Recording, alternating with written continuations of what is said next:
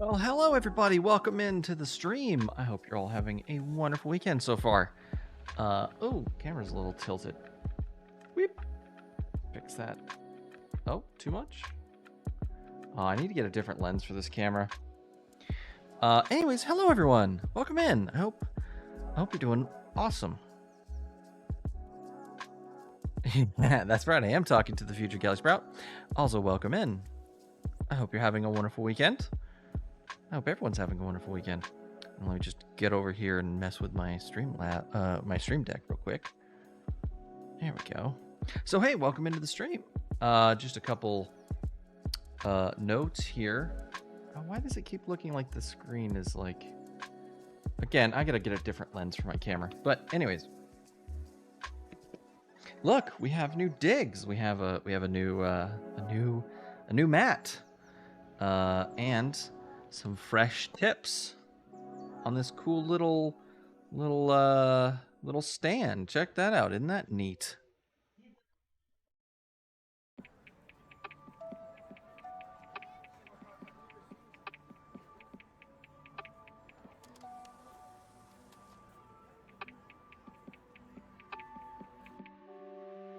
Oh, I see. It's looking for guest stars. Let me go turn that off real quick.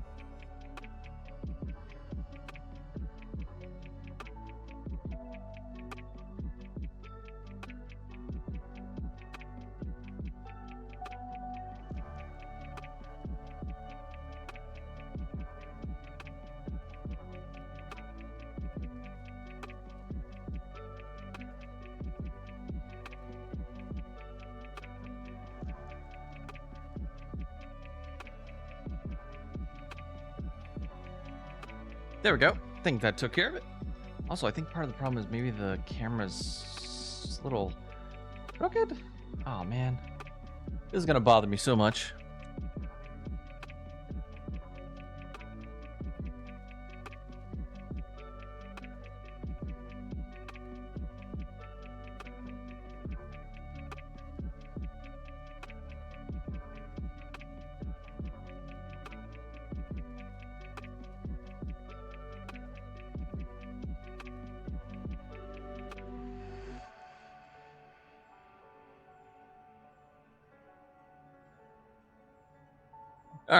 All right, that's as close as I'm gonna be able to get it.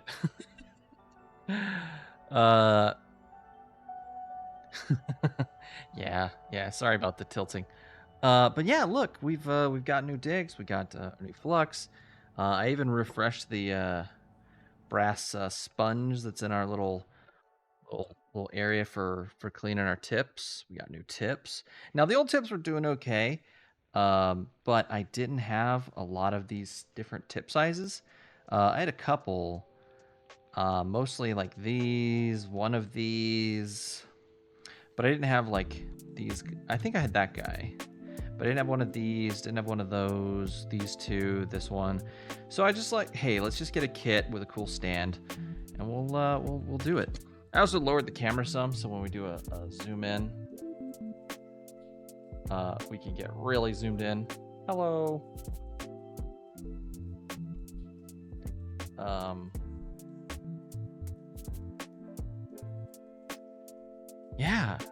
Yeah. So, that's it. That's all I have to say. But,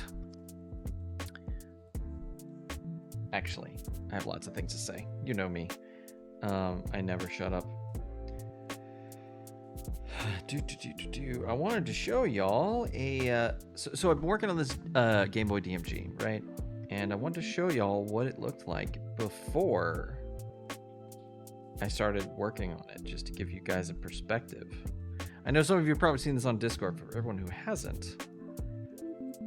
So for the 35th anniversary, I decided it would be really cool because I got this Game Boy to do a full restore on a DMG, just like a total DMG stock restore. And just show you my phone here. This is what it started out looking like. You can just see how yellowed and gross it was, right? Pretty yellow. But after doing some retro brighting, ta-da! Look at this beautiful specimen. Oh, I zoomed in too far. Oh no. Yeah, check this out. Look how much nicer this looks. We even got the original door, everything. Yeah, look at this, so pretty. Now it's definitely whiter on the back, and you can see it transitions to a little bit yellower on the front. Unfortunately, I couldn't get it any whiter than this. Hey, let's go welcome in. Couldn't get it any whiter than this, but I think this is magnificent. I think this is really good as it is.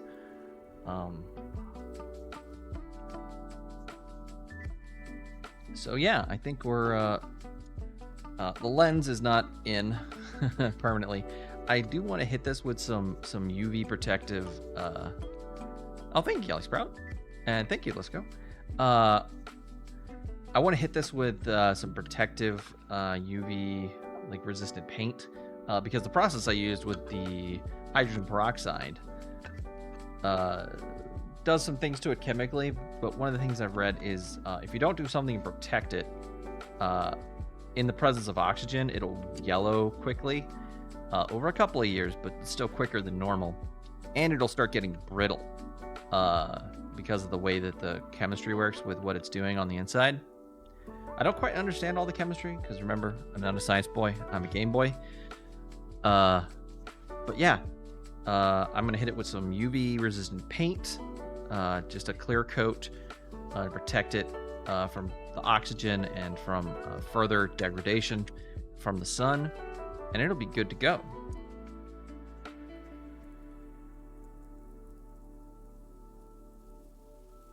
I can't wait till it has its guts and is feeling like a proper brick. Oh yeah. Oh yeah. These things are chunky boys. I really love the way they feel. They have such a great like heft to them. They're wonderful.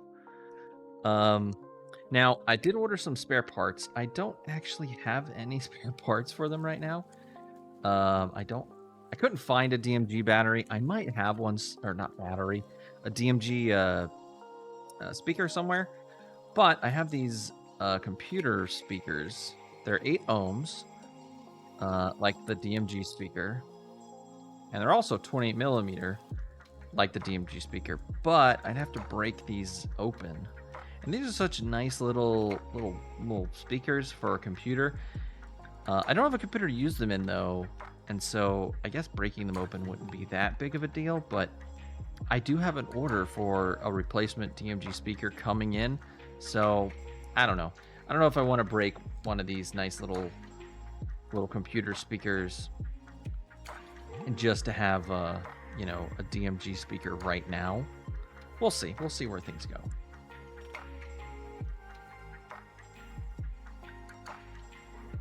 And I might dig around a little bit more and see, because I swear I had a bunch of extra little speakers like this from a couple other projects.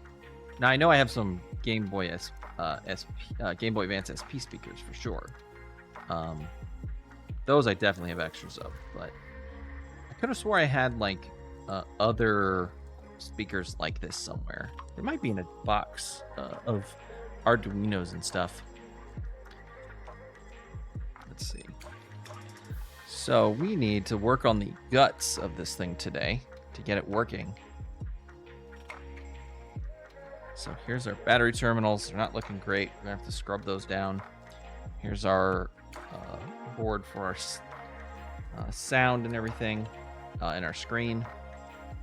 And then here's the main power board and CPU.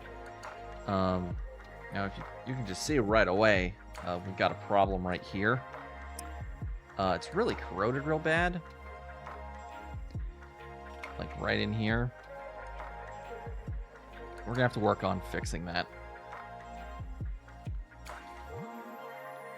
I don't know if we can. I've tried scrubbing it already and it didn't really do much.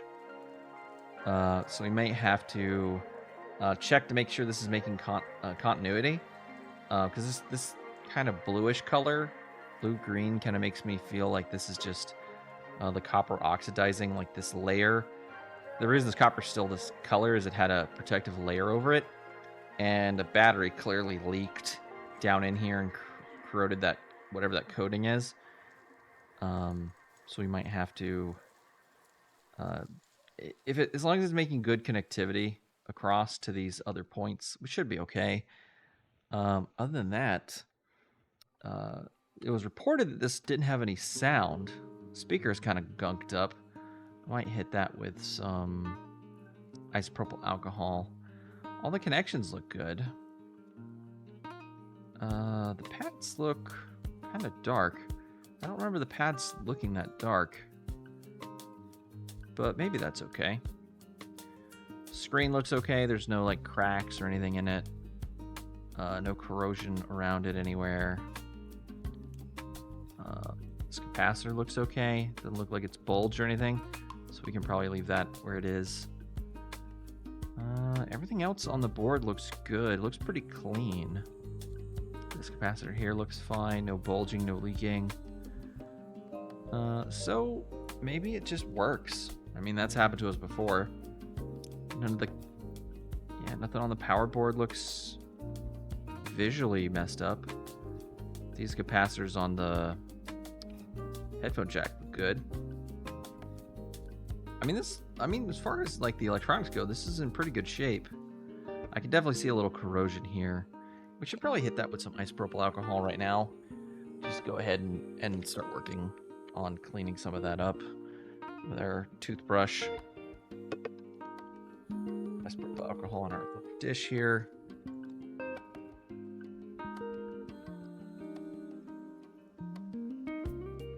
Let's just go with this with isopropyl alcohol. I'm trying not to lose the lettering here on the inside. I'd really like to preserve that if I can. On my other Game Boys, it's all come off because it's just printed right on top of the copper. And so as soon as you hit it with some isopropyl alcohol, oh, I just realized it's really shiny. Y'all probably can't even see the numbers. But there's some numbers right here on the board, and I want to try to keep those intact if I can.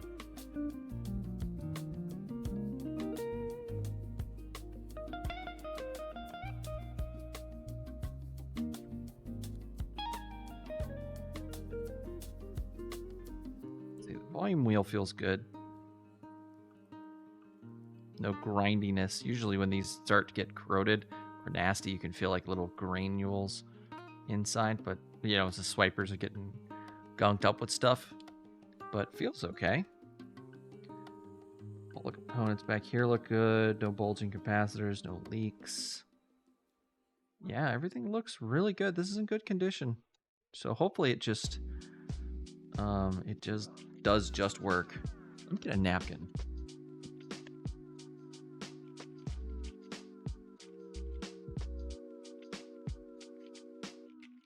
Bring my paper towels over here. And again, we're trying to keep those numbers. Uh-oh.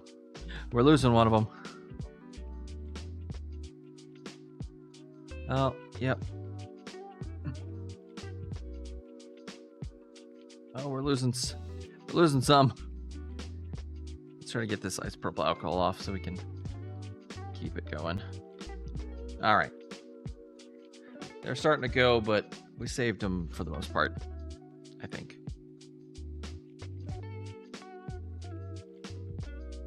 Yeah, stay in their number. Don't give in. Don't give in to the isopropyl alcohol. If we manage to keep those numbers on there, I actually will be pretty impressed.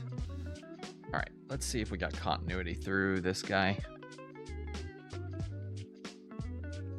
We do. Paper towel, come on. Get rid of that.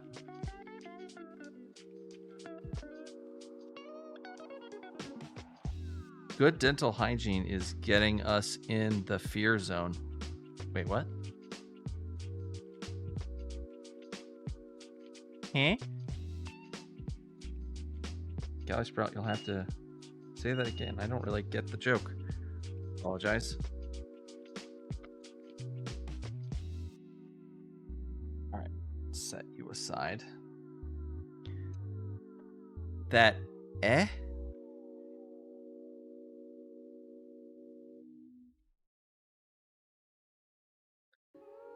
You were brushing the Game Boy's giant tooth. Oh.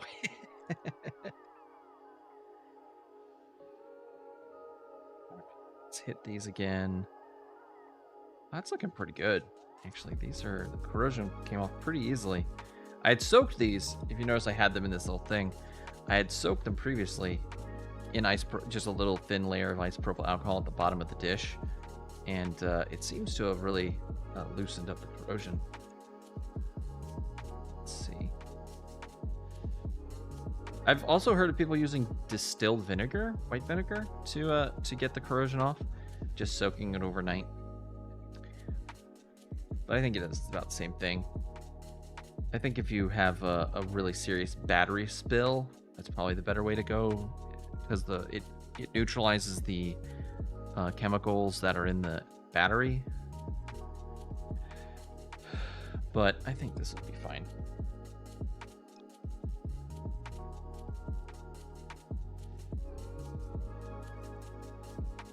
All right, just scrub.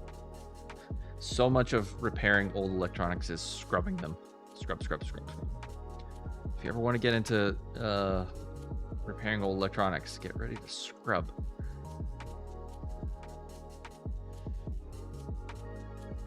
Because there's just so much of this that, you know, those chips have a like 100-year lifespan probably, and a lot of the ceramic, like solid state components have really long lifespans. Really rare for those to go bad unless there's like a serious short or something that fries them, or you know, puts too much current through them or something.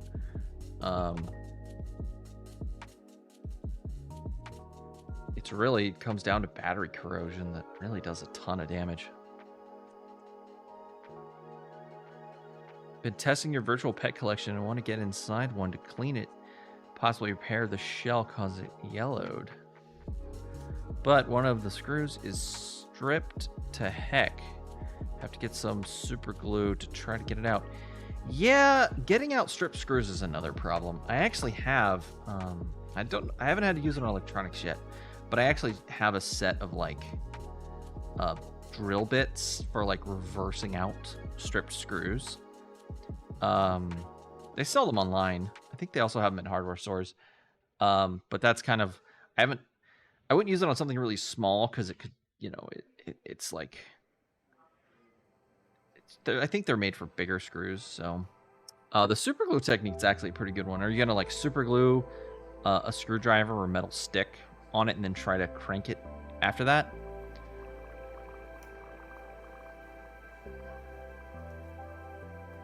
That's the idea. Yeah. Super glue doesn't have a lot of tensile strength, so the twisting will probably break it off. I'm trying to think of a good glue that would work.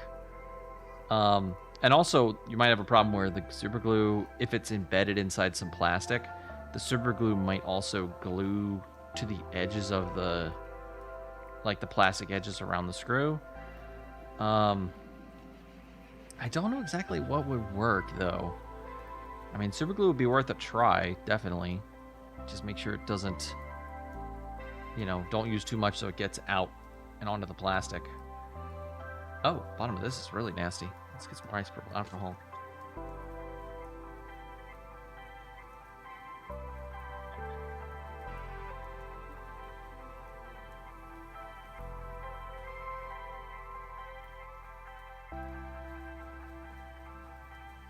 Oh no. No groove at all. That's unfortunate. Yeah, the way these bits that I was talking about work is they drill out the screw entirely. And then when you reverse them, they bite into the sides of the metal of the screw to back it out. But yeah, I don't know if they make them small enough for delicate electronics. I've only the ones I have are pretty large. Aw. Thank you for the follow. I'm just Sofa. Thank you for stopping on in to watch us scrub down a bunch of battery terminals on an old Game Boy. Welcome into the collective. I hope you enjoy your stay. We're just hanging out, listening to chill music and repairing this old Game Boy. It was just the 35th anniversary of the Game Boy, by the way, in case you weren't aware, which is why I'm doing this this build.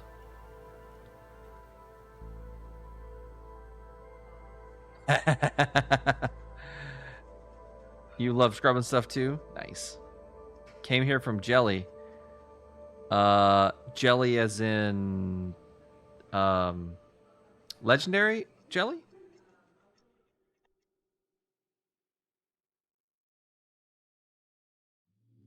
Jelly is in Stardew Jelly. Oh, hey! Well, welcome on in. Be sure to tell Jelly I said hello. Sorry, we have one of our community members is Legendary Jelly, and they're very sweet, and they've definitely spread the word about the chat for a couple of places. Yes, also Jelly, I say they're sweet, but they come in and throw stuff at me all the time, so maybe it's Stockholm syndrome. Hey, Jellyfish! Speaking of Stardew Jelly, hello, welcome in.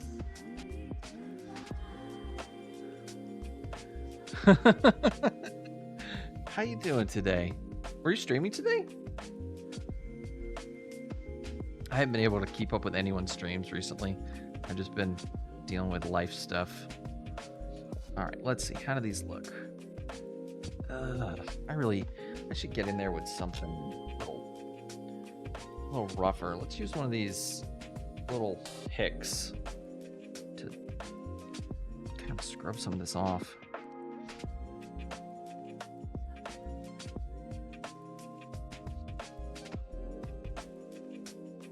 Aw, that's so... Aw, I'm gonna blush. Thank you. I appreciate it, Jelly. Thank you so much. It's actually very nice things. That's super nice of you to say. What kind of material is the little blue guy? It's just plastic. It's just, they're actually used for, like, putting into cracks to, like, wedge things open. Actually, what I like to use these for is when I'm opening something, I'll get a little gap, and then I'll stick it in, and then I'll try to use a spudger. I think these are called spudgers. I also thought this was called a spudger.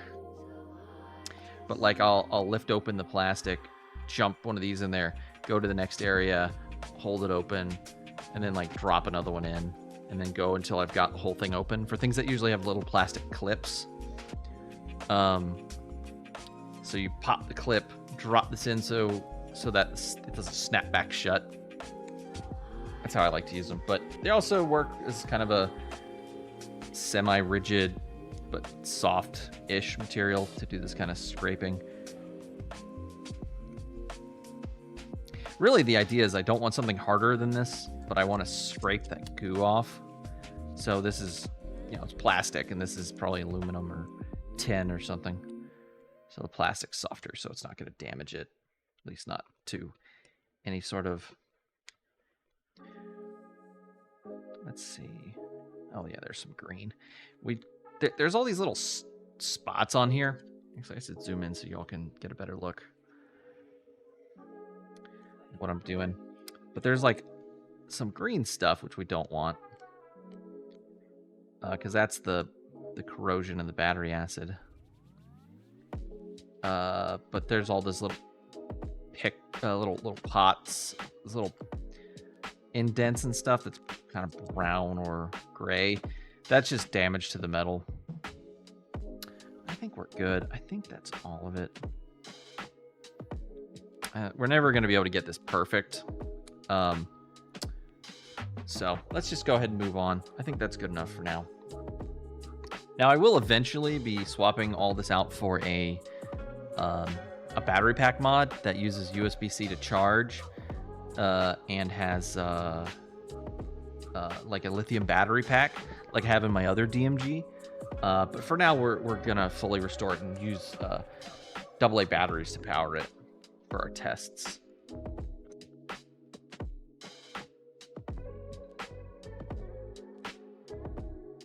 All right, let's clean this.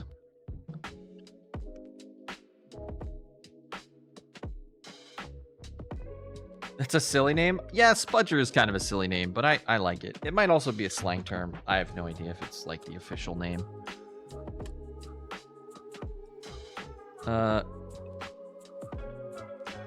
Oh, thanks, Galley Sprout. I really do enjoy this stuff, especially Game Boys. Game Boys are like my favorite things to work on. I'm being usually I do this with a Q-tip, but I actually don't have any Q-tips around, so I'm just gonna be very gentle.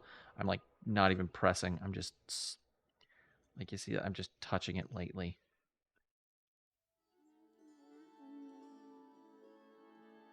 Do the back. here I can press down. Let's see. 8 ohm 23B2. Yeah, it's just an 8 ohm speaker. I probably have 8 ohm speakers somewhere around here. Let's see. Yeah, all that looks good. Screen's good. That's making a good connection now. Huh. Oh, maybe we try it out. Maybe I get some batteries and we give it a go. You know, try our luck. See if we just, you know, get lucky and win. You know, first try, right? Just give it a little cleaning and throw batteries in it and see what we get. Let me be right back. I'm gonna grab some. You need a throne wish list to just put Q-tips on it.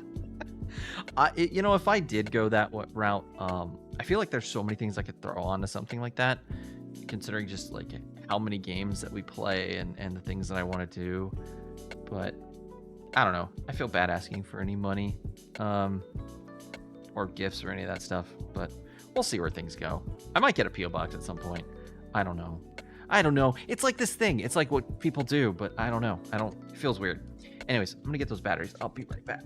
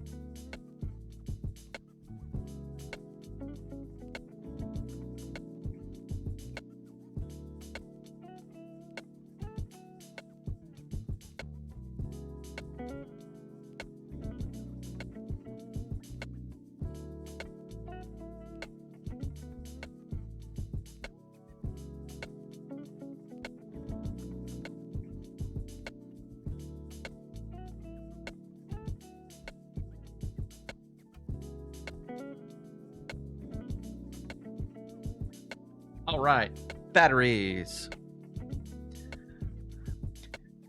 I think I mentioned this on the stream before, but the DMG was designed before alkaline batteries were invented. And I think using the old kind of batteries, like pre-alkaline, I forget what they're called. I think it had like 24 hours of battery life. And alkaline batteries are so much more efficient. I think with 4 AA batteries, the DMG, with alkaline batteries, I think it can play like 36 to 48 hours or something. Like the battery life is insane. That's actually why the later model switched to AA's and AAA's, 2 AA's or 2 AAA's. Like the Game Boy Light we worked on last time has 2 AA's, but it even has a backlight. But again, that's because they had so much extra power because it switched to alkaline batteries. It also made it really hard for competitors too, because I think the Sega Genesis, not the Genesis, what was it? The Game Gear. The Game Gear was designed with alkaline batteries in mind, and it still only had like 3 or 4 hours of game time. And so if you're like a parent in the 80s, and your kid wants a portable game system, you know, 1, the Game Boy is cheaper, and 2, the Game Boy doesn't eat batteries like crazy. So which one are you going to buy? Probably the Game Boy. Also, doesn't help that didn't help things that the Game Boy just had an insane library of games. Really good games too. So many really great games on the Game Boy.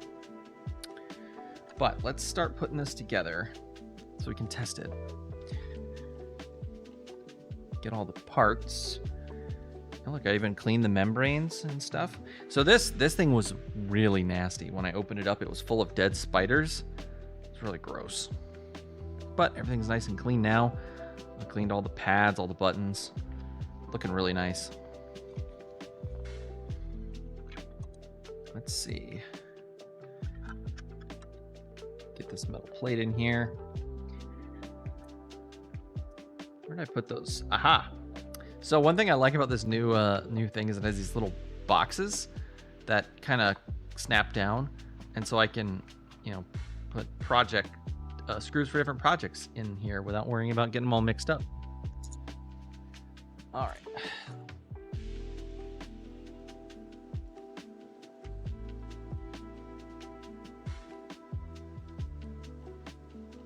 Let's start getting these screwed down. Okay.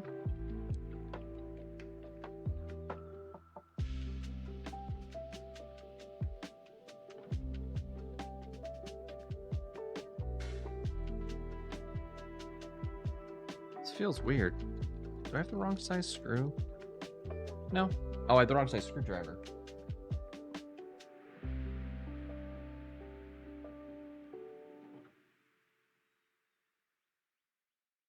I was looking at size 0, but I think these are 00? Yeah, they're 00.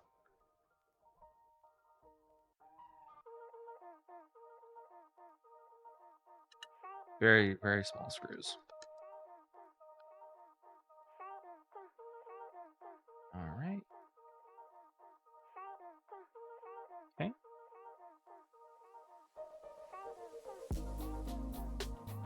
That was a little too big.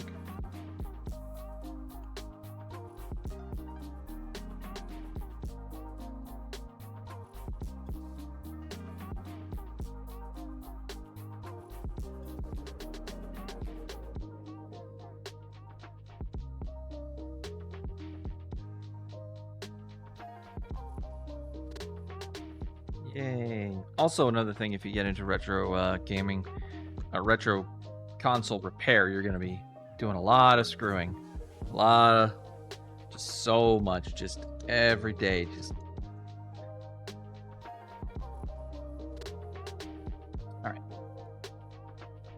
right. Next, we need to put the screen in here. Let's get our screen in. Just slide pops in. Can position our. Oh wait, I have to put the speaker in first, then the screen. Looking good. Oh, I'm silly. Look at that. I forgot something very important. Chat. Forgot the buttons and the button membranes.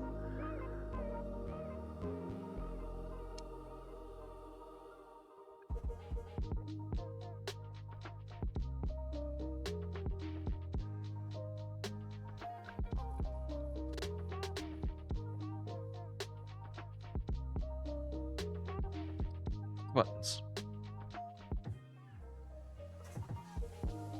Uh-oh. Chat, did you see where the buttons ran off to?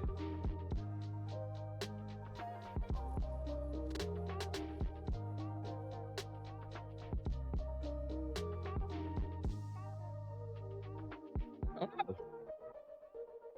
Did we lose the buttons? Oh no. Chat, where'd the buttons go? Am I blind? Are they just right in front of me and I can't see them?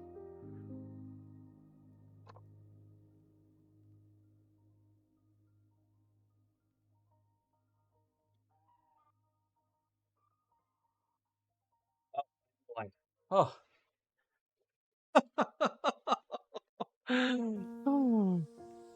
Oh, that got me a little scared there for a second. Okay, we're back. Oh, thank you for the head pats. Let's go. Yeah, I was freaking out there for a second. Okay, get our membrane. So we put the DMG also doesn't have really much of an alignment. AB are interchangeable, so you can just kind of throw them in, but they are keyed. And our membrane is keyed as well, but just so you don't get it backwards. Because if you try to put it in this way, it doesn't line up. But other than that, pretty easy. D-pad just drops in there. I really like the DMG's D-pad. It's a really nice D-pad. It's actually probably the best one, I think, of any of the handhelds. What a bean. Yeah.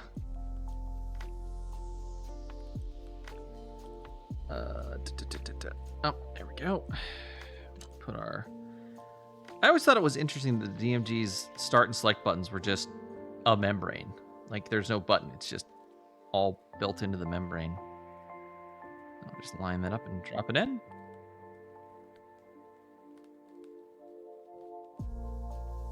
Come on. Go on in there. There we go. And we... All right. Get our speaker in place. Oh, I didn't tell y'all whatever happened with those Super Nintendos. Yeah, I gave up. Those two Super Nintendos, after I saw that one chip was burnt through, I felt like doing the trace repair and everything was kind of moot at that point. What I'll probably do is one stream, if we want, just go ahead and harvest all the chips off it, you know? I still want to do a thing where I test all of them out to see which ones work and which ones don't. We can definitely count that PPU unit as being dead because it's once it's got bulging in the casing, it's dead. Like it's toast. Like it's not coming back from that. All right, gotta slot our little springs in. It's cool. They have this little zoom in and show you. So it's got this little tab that holds it in place. I can get it to focus. Yeah, you can see there's these little tabs that snap in place and hold them in. And that's how you get them out, is you have to pop those tabs up. So get the battery pack off. And oops. All right, so the negative side. So we've got this flat piece here with the spring. The spring's always where you're gonna get your negative. And this is flat, so we know that's gonna line up like that. So we can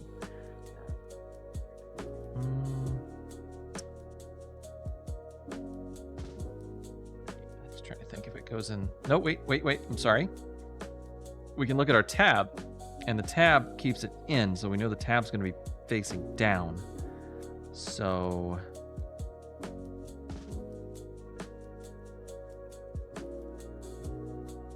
wait, then that's the negative side. Oh, this is the one on the top side. Whoops. So let's see. The negative's here, so it's going to go in like this. There we go. Nice. Got a little snap.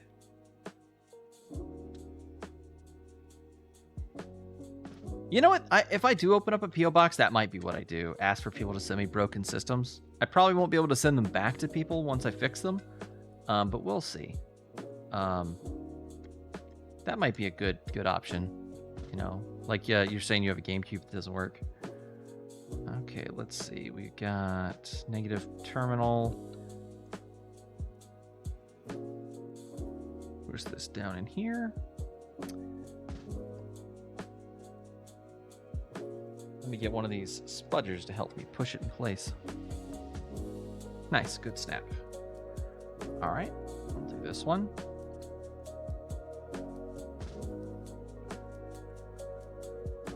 Nope, go in. Being a little ornery. Nice, good snap. All right, so good there. Just put that back on for now. We need to make sure we get the on-off switch in place when we put in the back. Let's see.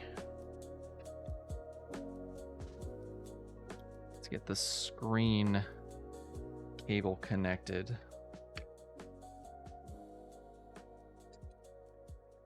So we gotta get our screen cable connected in here. You've got a working Atari and an Intellivision, but your GameCube's dead. That stinks. You know, the disc motor for a lot of those old optical like media consoles and players, that usually is what goes, is the motor or one of the belts if it's a belt driven. Like maybe the motor works, but the belt has stretched out or dry rotted because it was rubber. Because natural rubber will just die over time. It'll disintegrate essentially. I hate putting these little ribbon cables in place. If you don't line them up perfect, they don't go in. And the way I'm doing this so I can show a little bit of it on camera, it's like making it even harder. You might want to try checking, opening it up, Galley Sprout, and see if the belts are loose. And then you might be able to measure the belt and see what size it is. And then order a replacement, because those belts are just standard belts. Like, they aren't special made. They're usually, you know, like a bunch of different sizes. All right, push our power board in, our main thought unit. Yes, this is the thought unit. I've deemed it so. All right, I don't. Let's see. We got a couple screws we got to put in on this side. Let's get our batteries out of the way for now.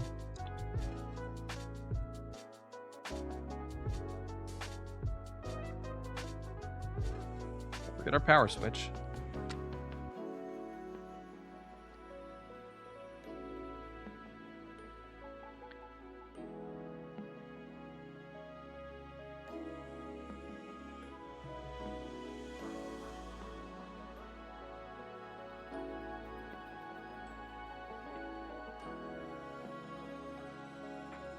Trying to remember.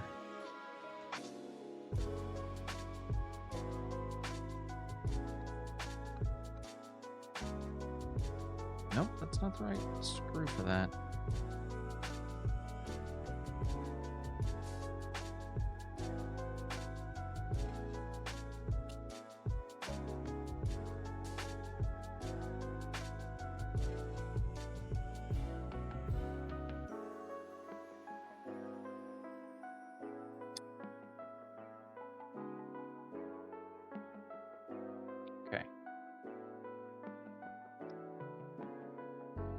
Pull all these out so I can look at them better.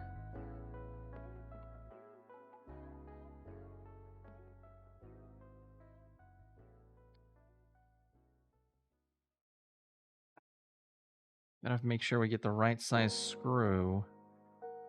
So those look kind of small. Let's see, that's an external screw. External screw. You can tell these are external screws because they're silver, and they also have the tri-wing tip, so the cross.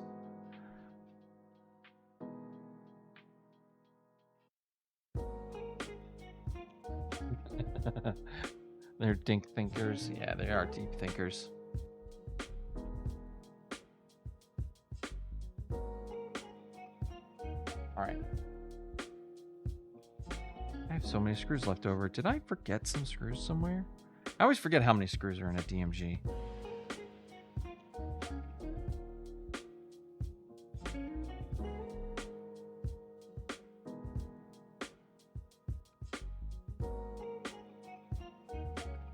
No.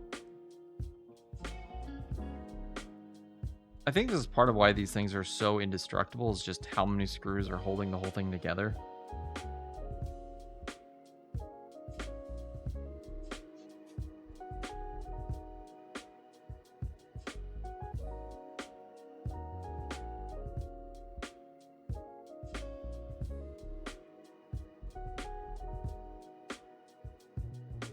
I love this. Do not put a screw here. Let me show you this on the camera. Do not put a screw here. It will blow things up. Do not put a screw here. Warning. Which makes me wonder, like, why that hole even exists, right?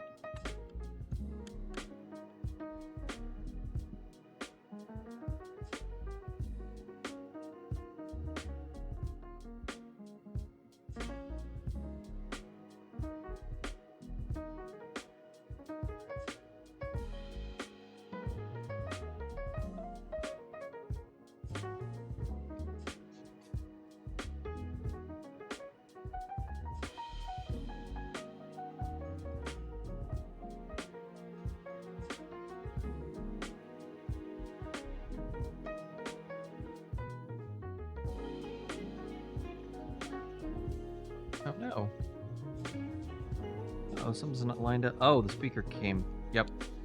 Shoot, come on. There we go. It's like something doesn't look right. It's because something wasn't right.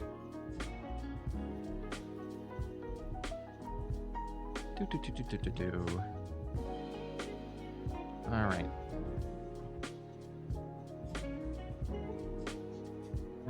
You know, when I said something didn't feel right, that was it. That was why. It's like, oh, these screws don't line up. Oh yeah, because something's not in all the way.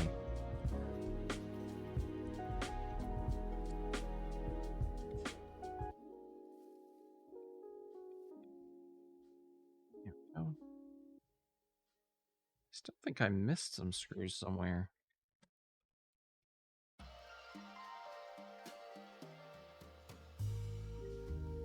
Yeah, I've got 4 remaining screws. These aren't external screws, right? Oh, internal screw. Internal screw.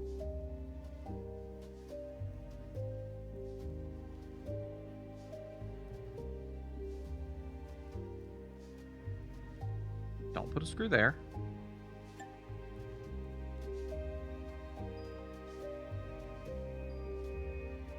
I must have missed a screw back here on this board. Let's see. Through hole, through hole.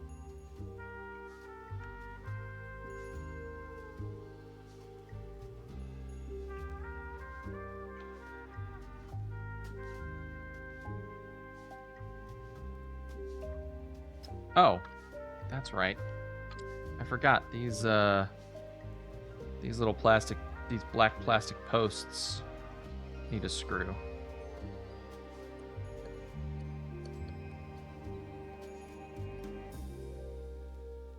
To hold these bits down.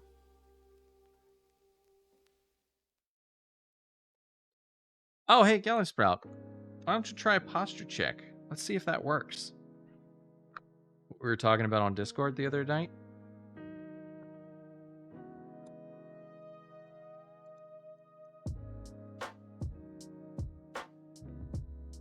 Oh, whoops, that's off camera. You can't see it. These black posts here at the headphone jack. Oh, yep. Oh, yep. Yep. This is some shrimp. Yep. It works. Okay. Gotta get our... Come on. Oh. So, did it out of order. Gosh darn it. Well, at least it's only 2 screws we gotta back out. We don't even have to back them out all the way.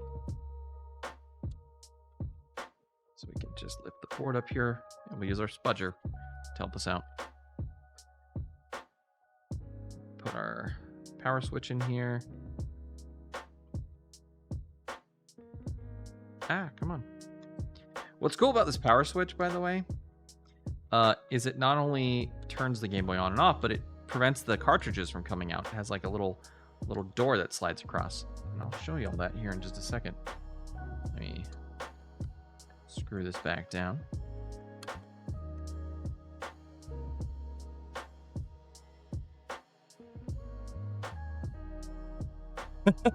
They do come at me with a lot of intent. They have a mission, duty. That's all right. So here's our power switch, like I was talking about, and you see right here a little cutout. When you turn it on, this comes across, and it prevents games from being pulled out mid game. Isn't that cool? All right, we gotta switch to our tri-wing.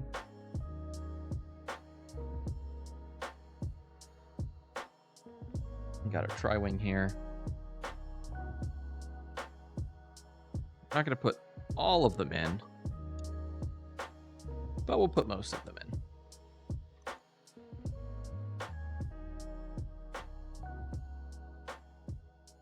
Especially in the corners. Actually, maybe that's where we start. We just do the 4 corners at first.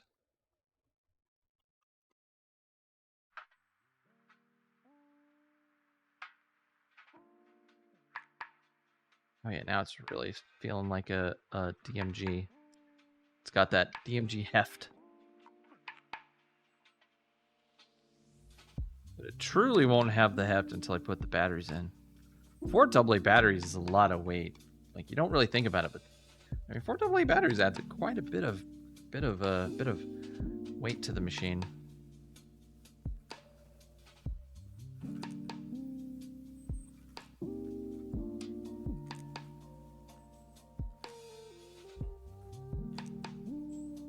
All right, batteries in.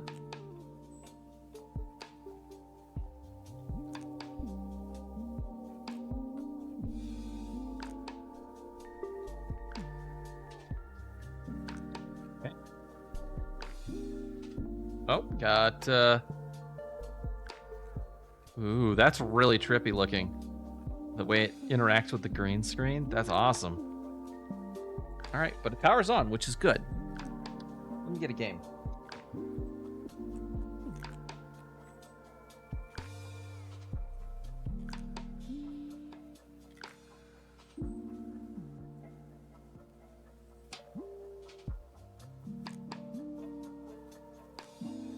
Metroid 2. Aha.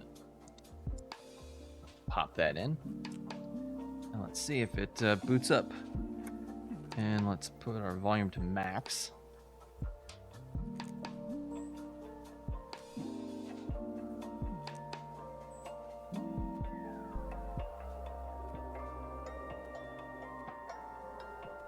Well, the screen works good. That's nice.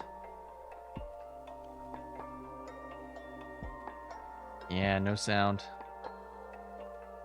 No sound at all. A button works. Let's see. Left, right, up, down.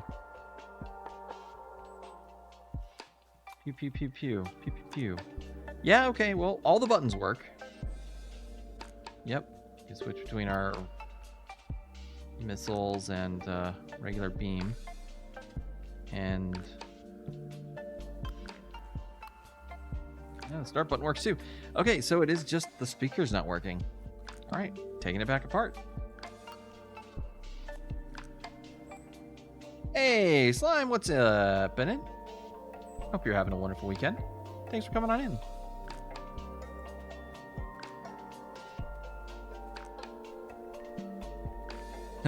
The green screen masking the screen. Yeah, not much I can do about that, unfortunately.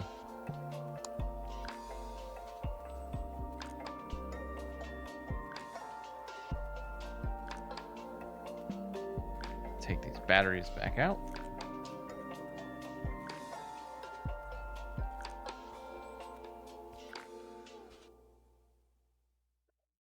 What kind of batteries were predated the alkaline? Were they nickel hydride? Remember. Nickel cadmium? Does anybody know what kind of batteries, like, what AA's were made of in the 80s, like before the alkaline was invented?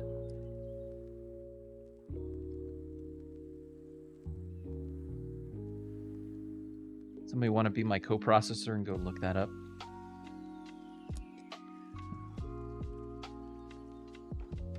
Mostly because I'm busy taking this apart and also lazy.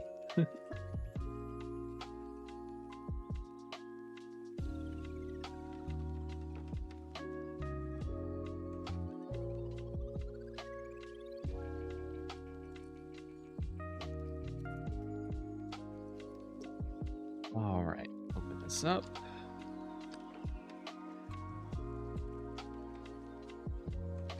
Let's say, I think alkaline batteries were invented in like 1983, 2, something like that.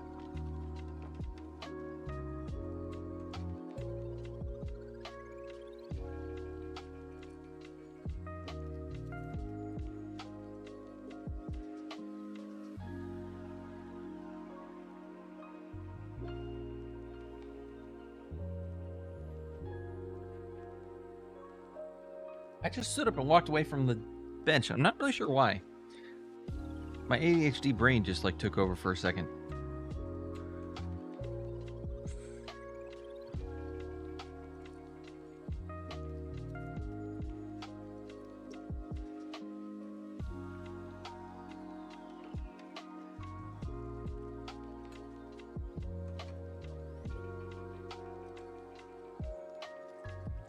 So much battery info. Oh, that's all right.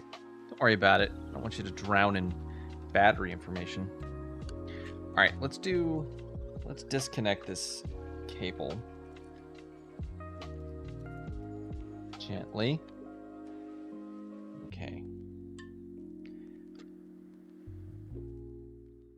So let's see. Ruh-roh.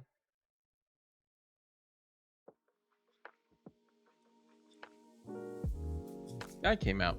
I'd probably push the clip down. Easy fix. We'll just use our spudger to open this up a little. And put it back in.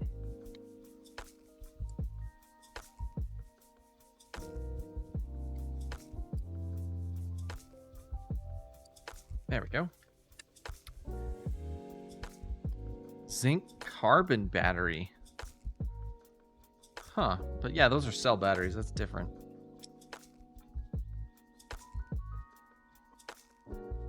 Switch our...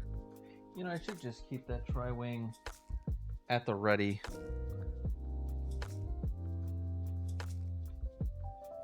Have a little stand to hold the bits as part of this mat. It's kind of neat.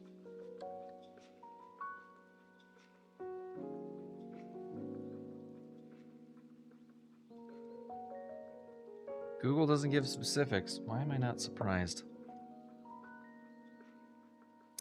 Oh, you know what? What we should try before we actually get too deep. I'm going to put this back together. And you're going to think I'm a crazy person, but I'm going to get a pair of headphones and plug into the headphone jack and see what we get sound-wise. Put our batteries back in, because then we'll know if the issue is just helps if I put the batteries in correctly. Then we'll know if the issue is the actual soundboard or if it is just the speaker itself. So be right back. Let me grab some headphones.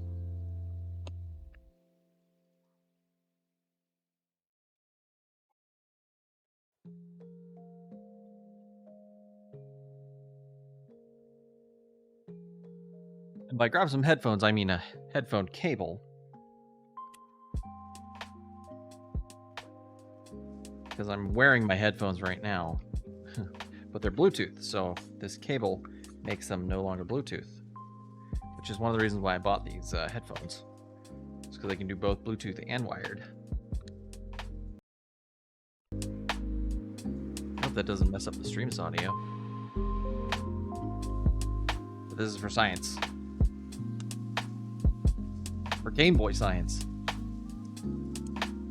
Best kind of science, in my opinion.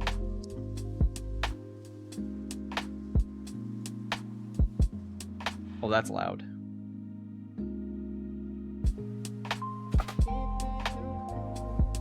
Oh. Yes, I have sound.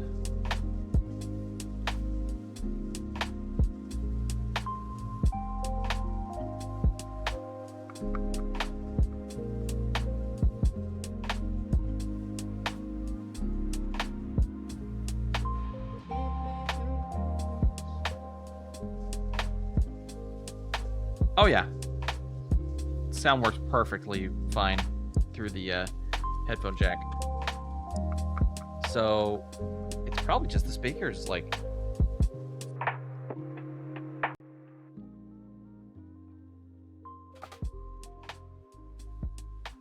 Oh, by the way, check out this cool little doohickey I have. So this converts a 3.5 millimeter jack to USB-C, which I can use on this guy, because I installed that new USB-C mod. So I can plug this in and then plug in a pair of headphones here, and now I got headphone sound. Isn't that neat? I think it's neat.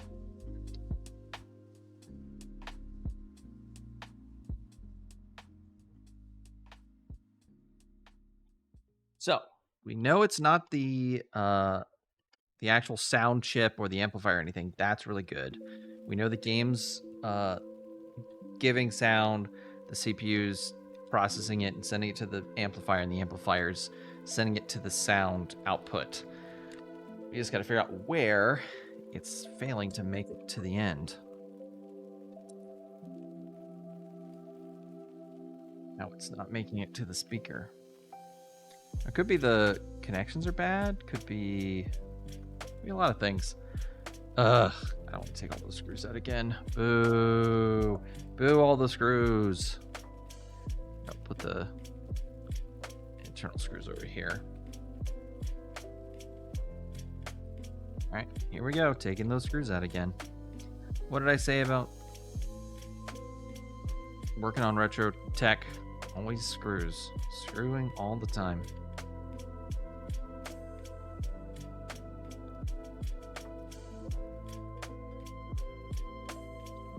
Really, you just try to find ways to efficiently, avoid screwing. Just takes up so much time. You can't get anything else done.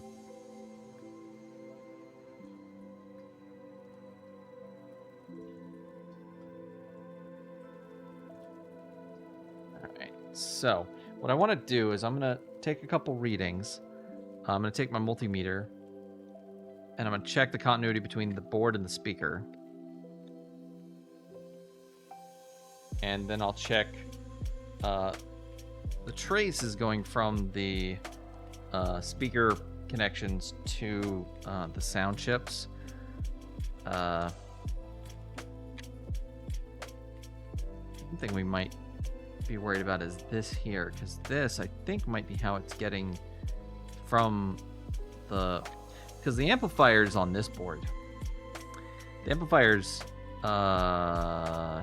here on a Game Boy DMG. On the other side of this, there's the actual amplifier is like right in this region. And so I think this spring is pushing on this right here, or this right here maybe. Well, let's finish getting this off, and we'll look around. We'll verify that. What's interesting is most of the DMGs I've worked on, I don't actually keep the original screen. So this entire board, this entire board basically controls the screen. And so anytime you get a mod that, like you get an IPS screen or something, or a screen replacement, unless it's just literally just the screen, it usually swaps this entire board out. I actually have my original, I have another original DMG that I did a whole case swap out, and so I kept the thinking unit and put it in a new shell, and the original shell and the screen and all that I put back in and put it on display. So it doesn't work, it doesn't take games, but it's a nice, you have the screen and the lens and everything all intact, and it looks really nice. And if I ever need it, I can go get that thinking unit out. All right, so let's look at these traces. So our speakers,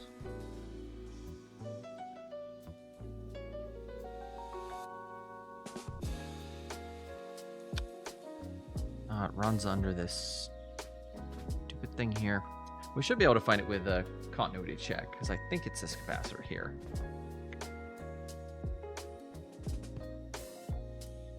So, like we were saying earlier, let's do a continuity check between the speaker and the board.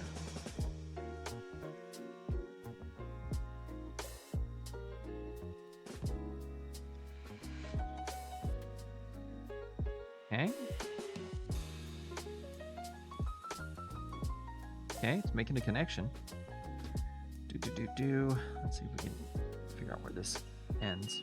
Right there. All right, you were correct. And you just go to the ground plane. Yeah, so this does connect to this, which is this ground plane here. And that is connecting here. Which, let's see. That trace. Where does this trace end up?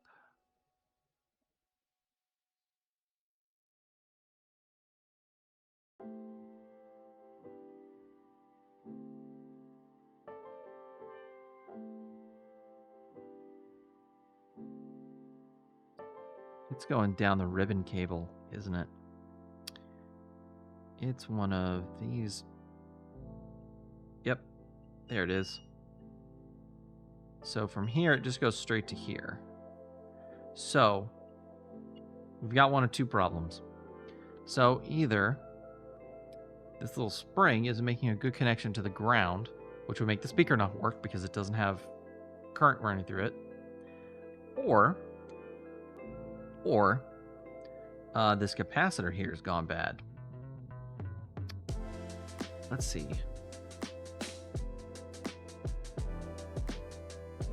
I mean, or, you know, it could be the ribbon cable's making a connection. Maybe the corresponding connector on here isn't good. But I really doubt that. Well, let's check these pins to see if they're solid. Let's use my screw here and poke them. They're pretty big. No, those pins are on there good. Yeah, I don't think they're going anywhere.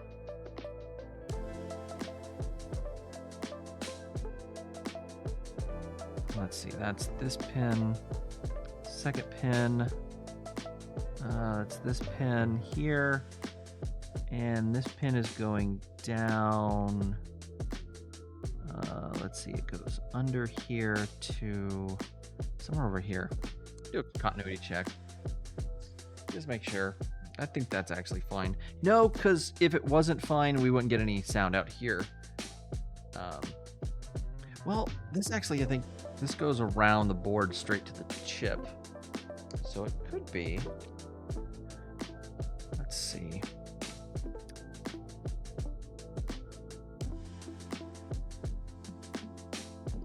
Let's put our probe on the second pin. Good connection on that second pin. Make sure it's, yep, works in there. Not shorting into the other pins.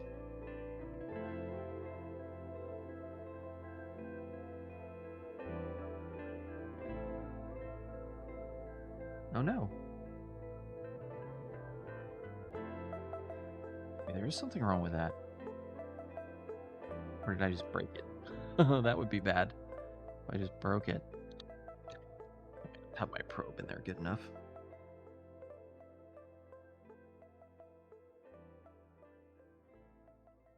Yep, okay, good. I didn't have my probe in there right. That's gonna be probably this. Let's see, where are you, amp chip?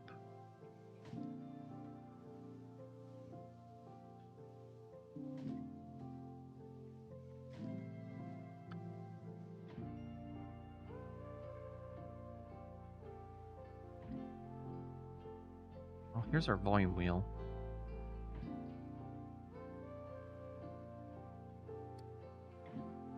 So, these are our power connectors, so it would be here. Bank of resistors, I think, on this side.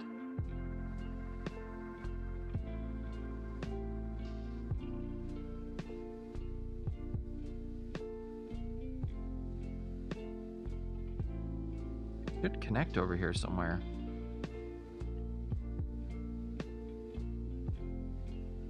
That's weird.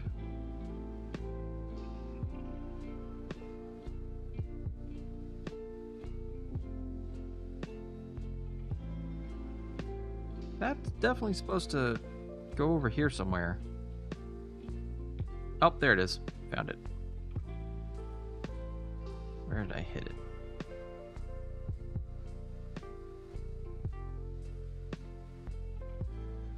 Okay, there we go. Let's see. Oh yeah, you're a resistor, I think, that comes back over here. Okay. I'm pretty convinced that this connection is good because we're making it over here. So I think we're good there. No, things are good. Things are good. I just had to find my way back. So one of the reasons the DMG has such grainy, staticky sound is because the sound. So the volume controller's here. There's a bunch of little components over here that it works with it. And then there's this output here. So the DMG's sound actually travels around like the whole board. And the reason why you get grindy, crunchy noises in your audio is because it's picking up electrical interference from other components on the board. And you can see how tiny these traces aren't, they aren't very separated. They're not isolated in any way. They're not shielded. So you've just got not only that, but also it travels the full, does I'd have to pull up a schematic again that has like the board layout, but I think it does like a corkscrew around the board. So it's just getting exposed to all the electrical interference of the entire machine. So sounds not super good on it, but I mean, it was the first really true portable console. So, I mean, props for having stereo sound in it at all. I mean, they didn't even have to put sound in it at all. They could have had a piezo buzzer or something,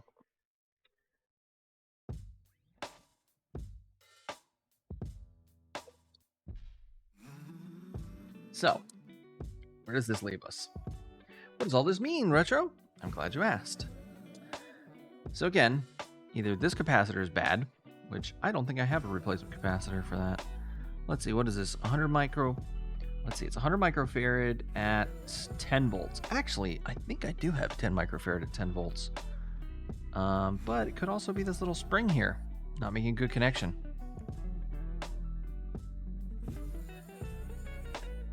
What, Retro, does mean all this? Well, asked you glad. Sorry, I'll stop. Nope, that's a lie. All right. I think we clean this, we make sure these are both, because, this is kind of what makes me think, because, there's this corrosion here, and this is where this ground plane connects to this. So it could be that this is just causing problems. So let's get our scrubby brush, put a little isopropyl alcohol on it.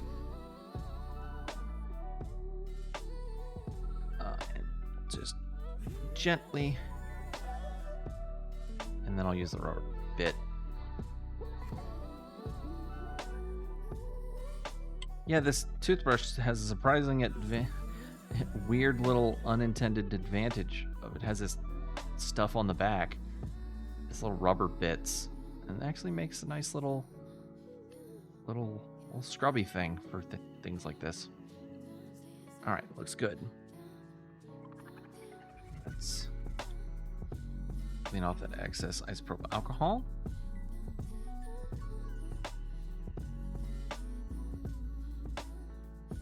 Cleaning the Game Boy's tongue? Don't tell me that's what that's for. It's not really for cleaning your tongue, is it? Is it?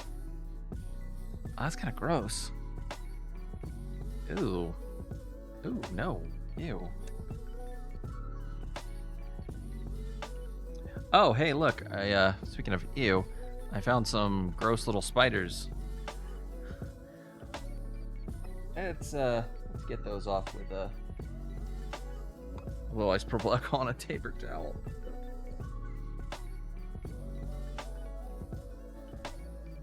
I didn't notice those when I was cleaning it the first time. Okay. Got those off. Now it's nice and clean. All right. Let's put this on first, and then we'll slide it in place.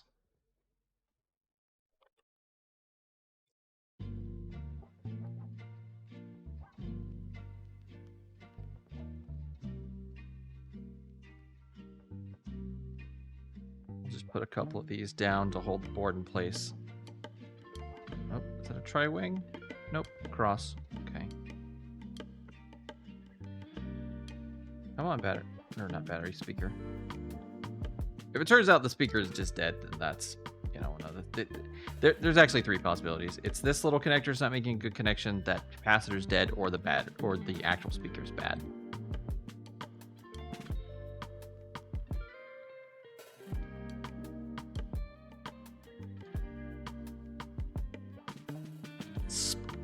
Spooters.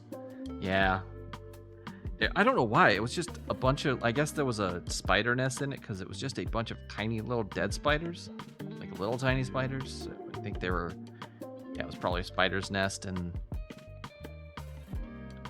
they hatched inside it and then just all died. Game Boy killed them. Game Boy was like, I'm not having your shenanigans. Oh, come on. Why don't you go down?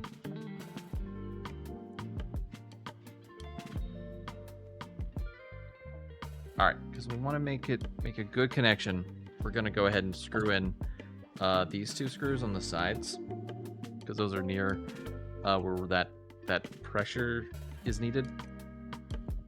So we'll change bits.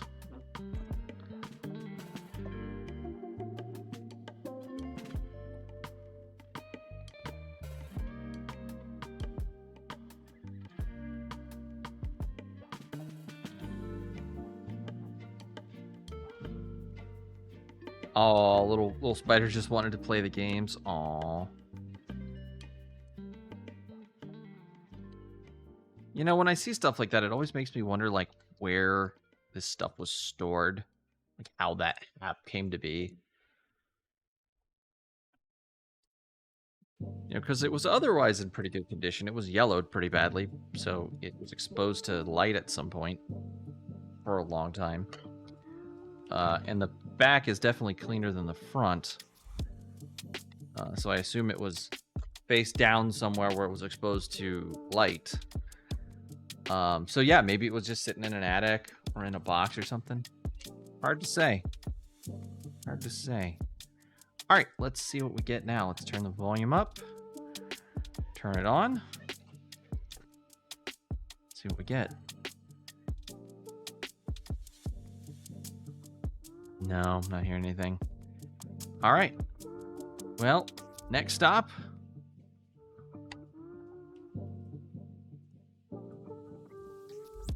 Next stop, we, actually, you know what? I don't even need to do that. I can just leave all that in there, because this board's not impacted by what we're doing. Next stop, we're going to change that capacitor out. Come on. Oh, I can't get purchase. Am I using the right one? I hate tri-wing screws, by the way. They're the worst. It's like tri-wing and game bits are the bane of my existence. They make this harder than it needs to be, especially because I keep having to like change bits. I'm working on this stuff. It's annoying, you know? Ooh, it's almost time for our break. Oh, maybe we can get this done by our break time. That'd be kind of cool. Then we can do something else. Maybe put together a Gundam. Or clean that Sega Genesis. What would y'all rather see me put together a Gundam, a Gunpla model, or clean a Sega Genesis? Cleaning a Sega Genesis would be on brand for today's stream. But Gunpla would be fun. I haven't put a Gunpla together in a while. Put our thinking unit aside. And get our screen unit. And switch tips. I have this little tiny desktop Sazabi model I bought a while ago. I've been really wanting to put together, but I haven't really made myself the time to do it. Everything going on, you know. Been so busy. All right. So, maybe this capacitor is bad. I mean, it is an old capacitor, so before I pull it out, let's make sure I have a, what was that, 100 microfarad, 10 volt, 100 microfarad. All right, let me look.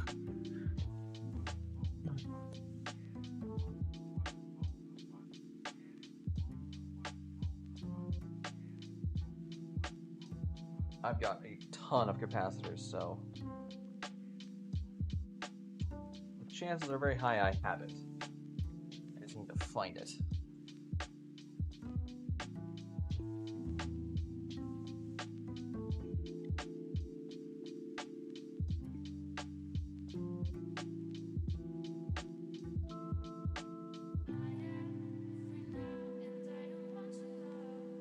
Let's see. What's this one? This looks to be the right size.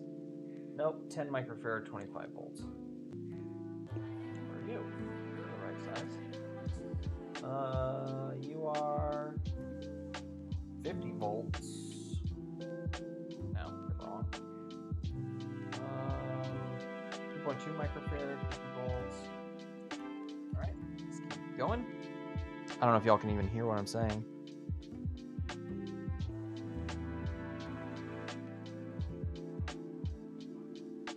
2 microfarad.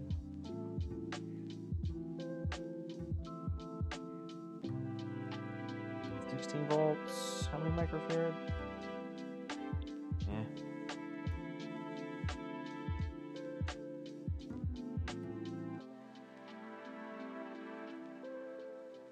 Ten microfarad. Dang it.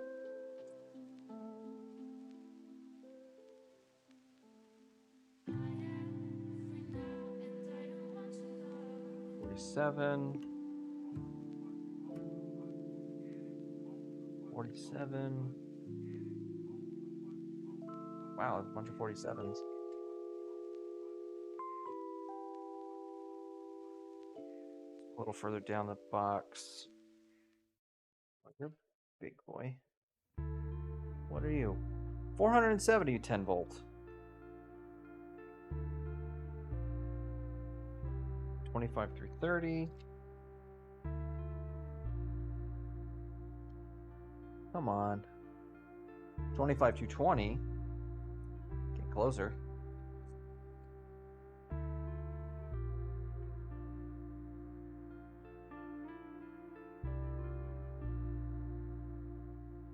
What was this again?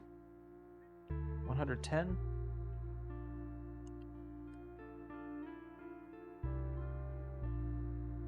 Yeah, 110. What is it that you can't do? Is it you can't go... You can go over one of them, but you can't go over the other, and I always forget which it is. When you replace capacitors, I think you can get higher voltage, but it has to be the same farad rating.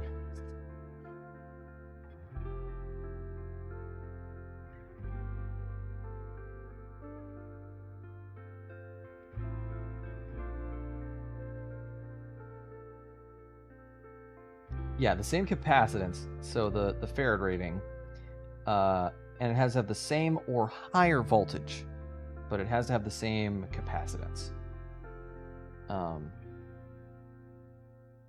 So the voltage can be higher because the voltage is how much current it can take, how much it can deal with, I guess, and the capacitance is how much energy it stores. So you don't want one that stores too little energy or too much energy, because that can mess with the way the electronics work.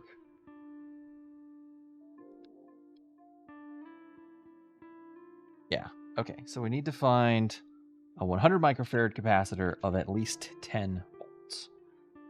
Well, 100 microfarad, 25 volts, but it's a little big. Oh, it doesn't fit. Ugh, that's annoying. Let's see, do I have a smaller one?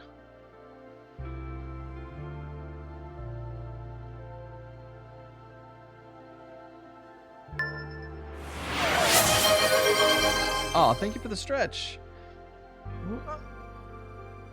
A little twisting. There we go. All right, 47 microfarad. Oh, which bucket did I pull this from? Okay. Let's see. 47. 47.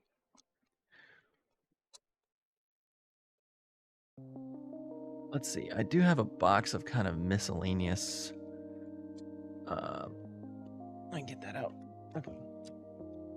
Got a bunch of diodes. And we put this guy in there. That's probably a little much. 2,200 microfarad and 35 volts. That's probably a little overkill, right? Oh, got some surface mount ones.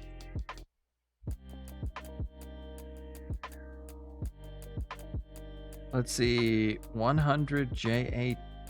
Oh, I think these are 110, but I want to save those because this is not a surface mount job.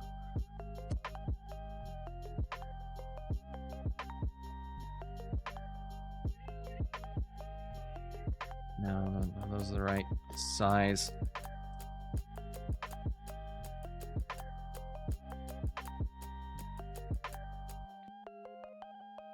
Bunch of LEDs. Those aren't capacitors. I mean, I guess. No, yeah, you couldn't make a capacitor of an LED, could you? Not that I'm going to, but I just wondered, like, theoretically. Oh, do I have another box of miscellaneous? Oh, I do. There's another one of those surface mounts. These have all been used and put into different things, little experiments. Yeah, probably not worth it.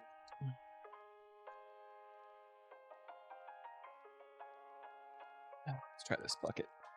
Oh no, those are huge. Those aren't gonna work. Problem is my little ones are like low capacitance, really high voltage.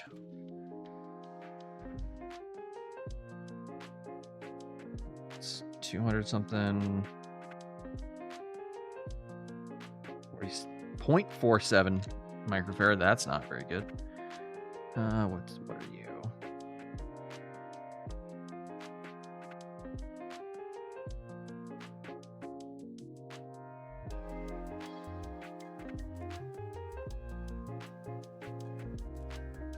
.50 volt, 0.1 microfarad.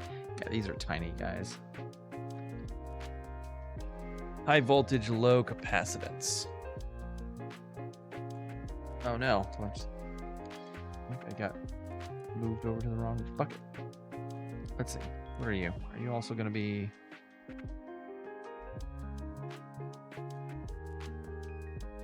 $10 microfarad, 25 volts. Darn it.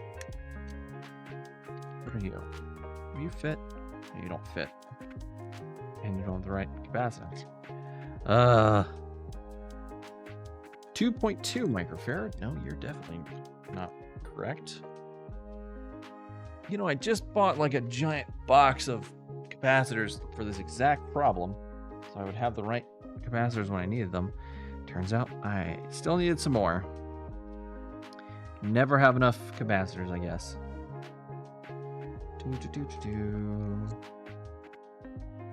are you? You're probably low capacitance, high voltage. What are you? 22. Yep. Ah! Wrong bucket. No, get in the right. Get in the correct bucket, you silly. Did I already check this one? I already checked this one, didn't I? Yeah, 22.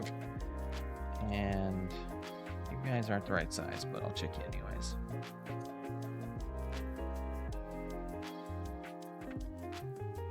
$50.10. Yeah, all right. Let's go back to our other bucket that had the 100s.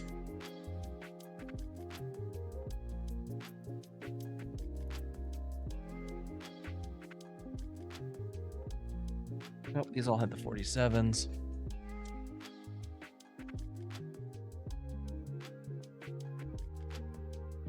Was it you that was the 100? 115. That's actually a really nice capacitor too. That's a pretty high-end audio capacitor for like stereo amplifiers and stuff. Okay, so we won't put it in all the way. We're gonna take... Oh, actually, before we heat up, let's let's get one of our new tips out. You know what? I always see the guy from Retro 6 using this tip. Let's give it a go. Let's give it a try. See how we like it. Oh, whoops. Need to take this off first. Put our new tip on. All right. Heat it up. Since we're so close to the screen here, we gotta be super extra careful. So I'll probably start out with a little bit lower temperature than it needs to be. Let's set you for 525.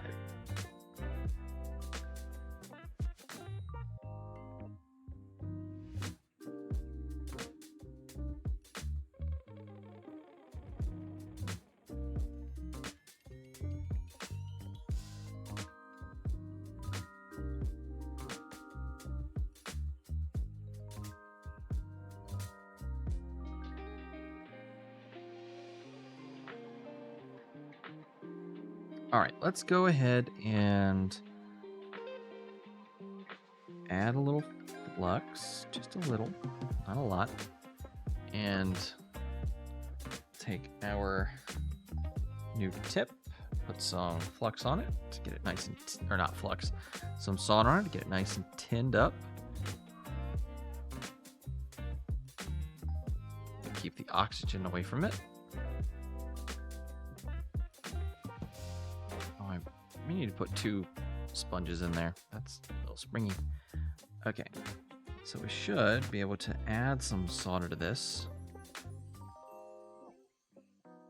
Add some unleaded solder to this leaded solder. Or sorry, some leaded solder to this unleaded solder. And that'll make it taking it off easier because that will lower, or that will increase the lead content, which will lower the melting point, which will make it easier for us to get it off. It's less likely we burn something up. Well, that's coming off real nice. All right, cool. Oh, that actually took all the solder right out. I think that capacitor looks like it's already ready to come out. We might. Tweezers, you might be ready to come out.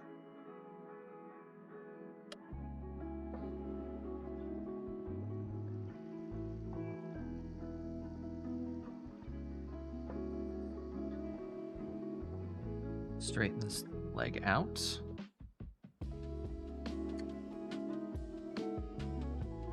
Oh. Ah, yeah, wow. Came out easy. The capacitor looks like it's in real good shape. I wish I had a component tester. Actually, that's something I need to purchase, is a component tester. These cool little machines you can just plug components into and they'll tell you what's if they work or not, or likely work or not. All right, and we'll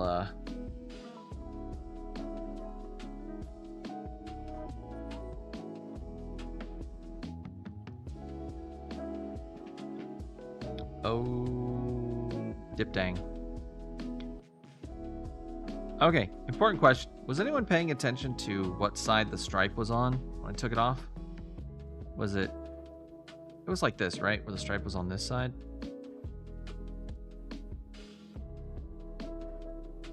Yeah, because this is 110 with the positive over here. So I think, if this is labeled correctly, that this is where the stripe was.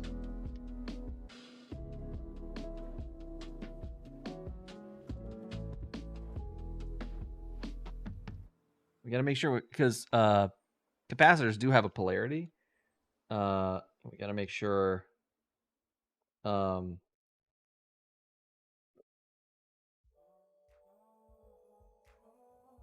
We gotta make sure we line them up correctly, because if we get the polarity wrong, that's gonna be bad.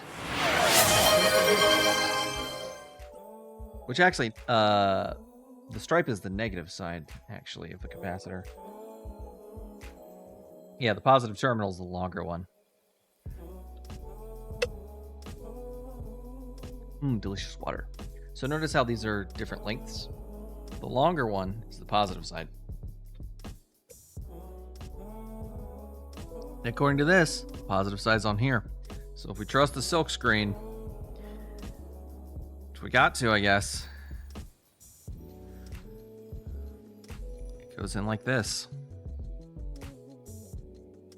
All right, let's see if we can jam this boy in here.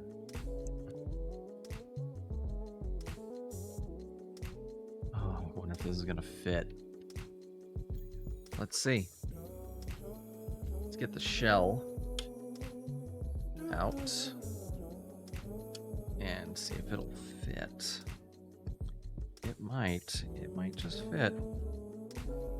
Oh, it's close. It's so close. Here's what we can do.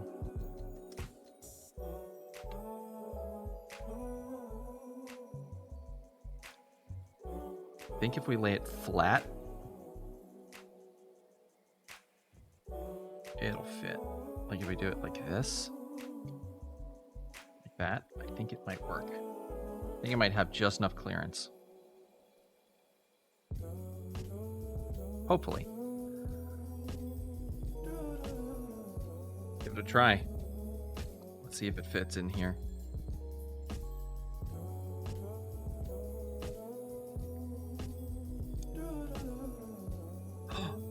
Oh, that's tight, but it works. That's tight, but it works. All right, let's solder it down.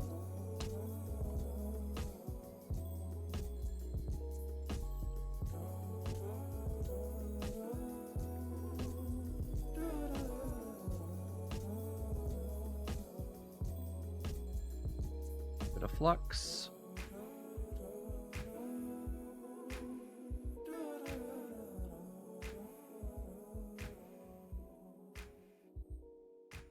Just tack that down. Make it a good connection. All right, looks good. Oh, I really don't want to clip those leads in case we need to pull this out. But I mean, at this point, in for a penny, in for a pound, right? I think this is just how it's gonna be. I think this is the new capacitor for this guy. If that was a problem or not, it's gonna have this nice new capacitor. So, cheers. Congrats on the upgrade, DMG. That won't solve our static problems, but it might make it sound a little bit better. And, you know, eventually those capacitors are going to go bad anyways, so... Honestly, I should probably just replace all of them while I have the thing open, but... The Game Boy was not made during the capacitor plague, so the likelihood of the capacitors being crap and about to explode is pretty less likely. By the way, if you're not aware, there was a time in the 90s when, unbeknownst to a lot of consumers, manufacturers were using known bad capacitors that had incredibly reduced duty cycles, or how many times they could, work until they basically exploded and self-detonated. And yeah, it came to be known as the capacitor plague because so many electronics that were built during that time period just don't work anymore because the capacitors exploded and destroyed them. Did I get gunk on there? I did. What the? Gunk on my fingers? No? Weird. This is tri-tip. No. Okay, let's put 2 screws in the board here.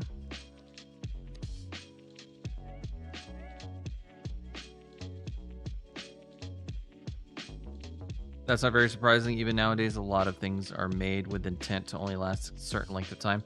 Yeah. What's crazy is it was like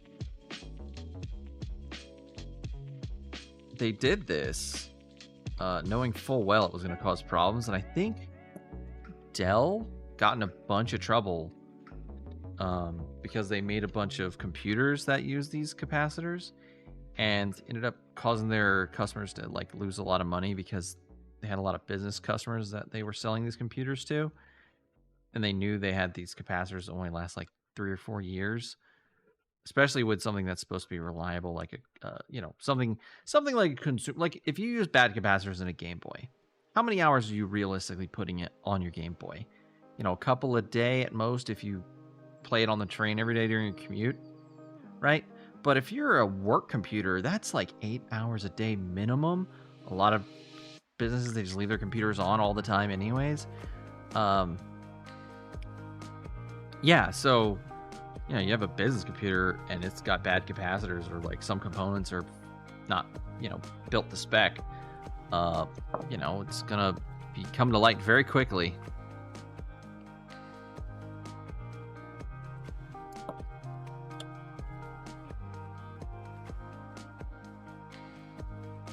That's true. I mean, you could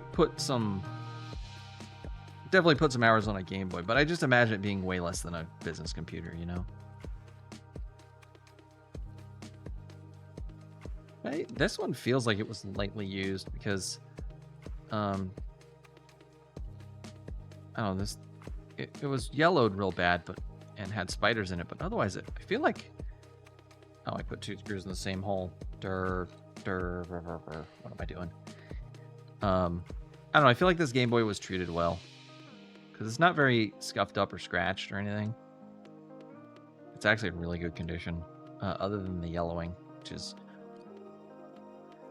okay. Let's see. Did that make a difference? Got our volume up.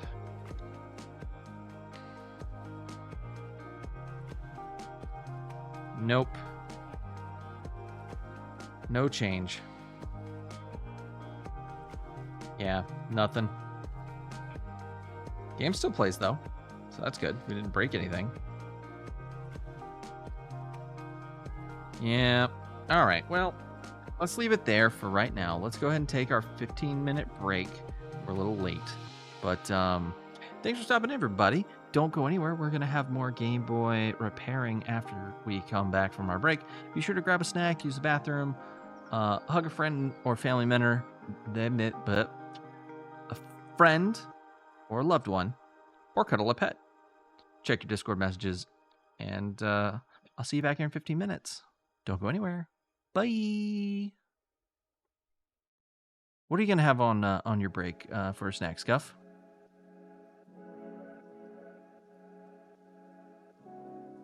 I'll probably steal some of Retro's cookies while he's not looking. He won't even notice they're gone.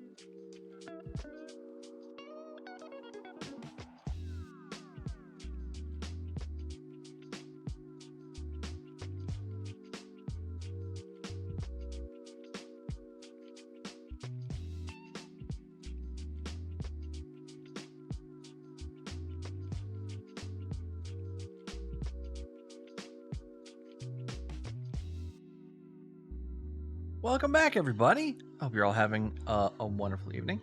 And hey, Legendary Jelly, we were actually talking about you earlier. Thanks for stopping in.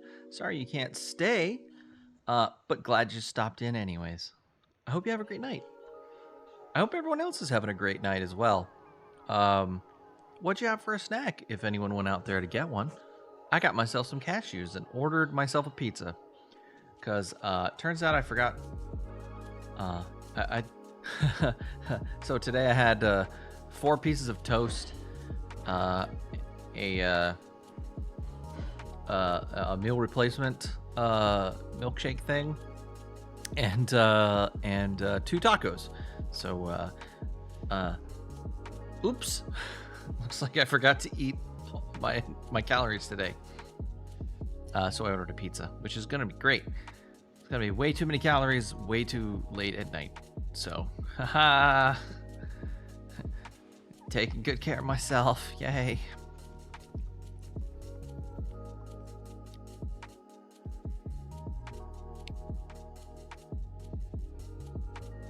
Yeah, see, I'm the opposite. Well, when I travel, I'm very kind of live in the moment, you know, wake up and look what's happening that day in the city or place I'm at.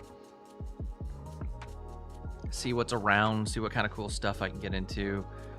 You know, maybe talk to some of the locals the day before and kind of find out, you know, oh, hey, where are the cool spots, like where you can go.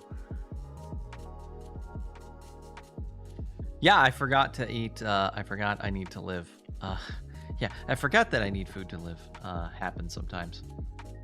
But I'm very spontaneous. I don't like rigorous planning when it comes to travel. So we're going to open our Game Boy back up. If you were here, replace the capacitor, we clean the connections. Still not getting anything out of the speaker. So open it up again we shall.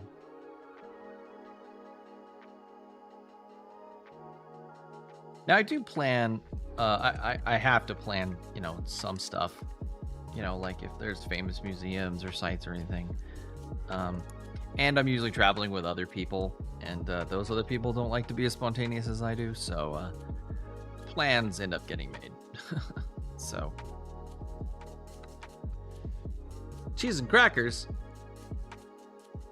Cheese and crackers is delicious. That's proper food. All right, let's get our screen part away from the thinking part.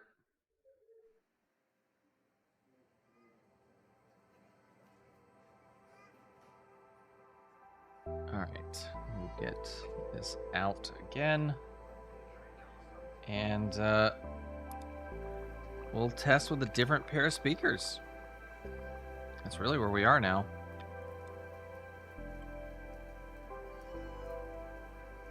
Cheese and crackers!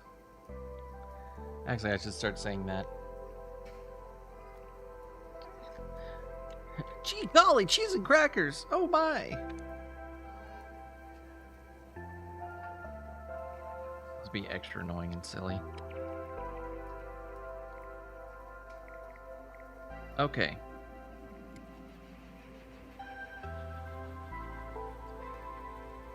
Let's go ahead and get this speaker off. Kind of shocked the speaker's gone bad, because, like, it's really hard for these things to go bad, but, I mean, let's just, let's take it off and see where things go from there. Because everything else seems to be doing what it should be doing. Heat up our soldering iron.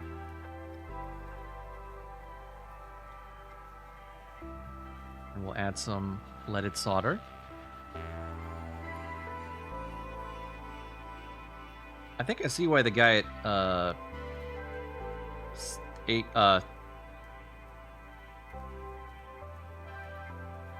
not 8-bit do. Retro 6, why he uses this this tip. It really transfers heat really well. And gives you some precision at the same time. Like, I really like it.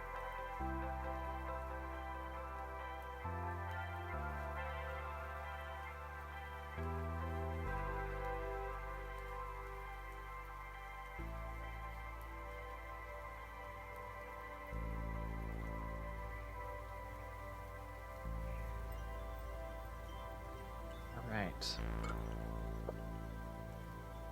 Is that enough for it to come out? Nope. Alright, I'm gonna need to do a little two-handed action here. Woohoo! Almost dropped the soldering iron into the screen. That could have been bad. Okay, just need to pull this wire. This is I'm doing this the silly way. I have tools for this. Chat, why am I struggling?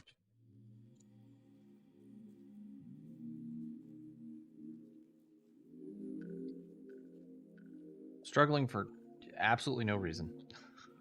Let me have this fun friend here hold this for me.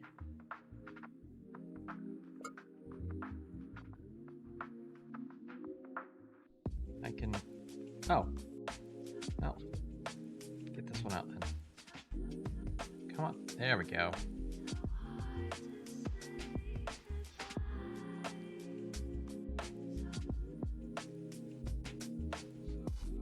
Dag nabbit consarn it. Get off my lawn. Pet's gonna have a snack too? That's nice. Oh yeah, that would have been a huge tragedy if I had accidentally dropped the soldering iron right into that poor little screen. I would have felt so bad. Alright, let's clean these pads up. So we'll be able to get some speaker wire through it. Okay. And we should put a little dab of that on there. I definitely need to put a second sponge in there. That's way too squishy. Okay. Let me check one more place for a speaker.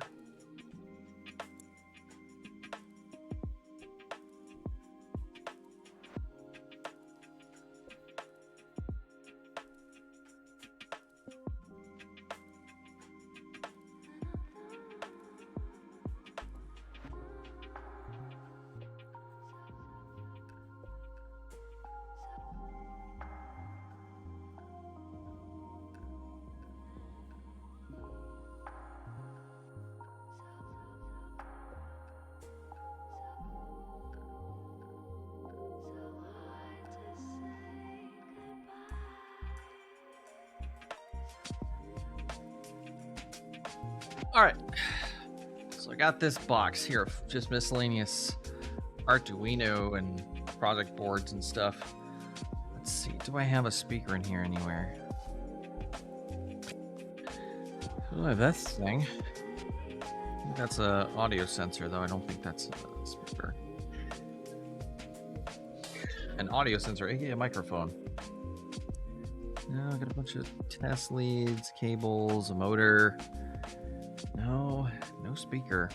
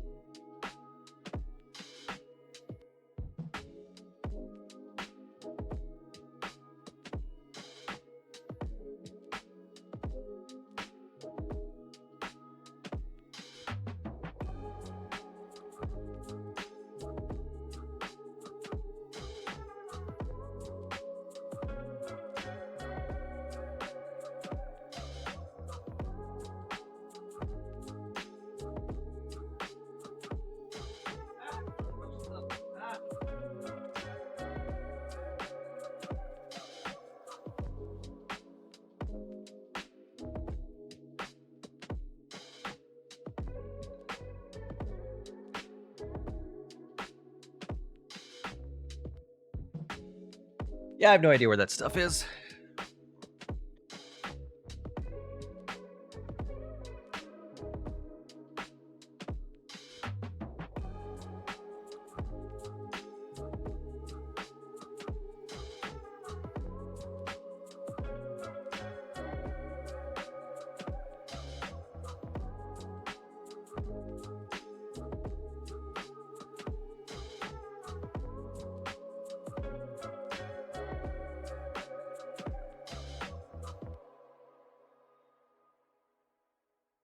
I just had a thought I could probably use an old Game Gear speaker, but I need to find a Game Gear speaker.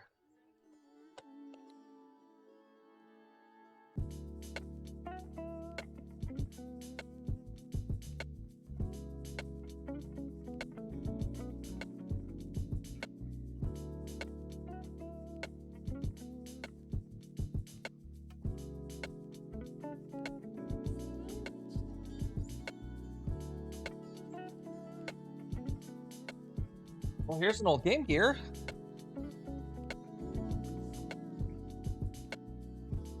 There's a speaker.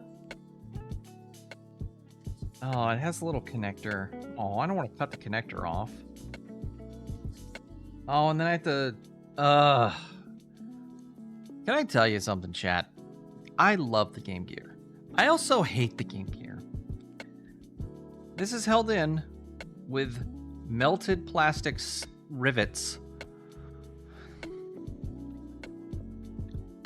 It's melted plastic holding the speaker in place. And if I take this out, it can't go back in. At least not easily. Sega. Every time you do something cool, you have to do something stupid at the same time. Such an infuriating company.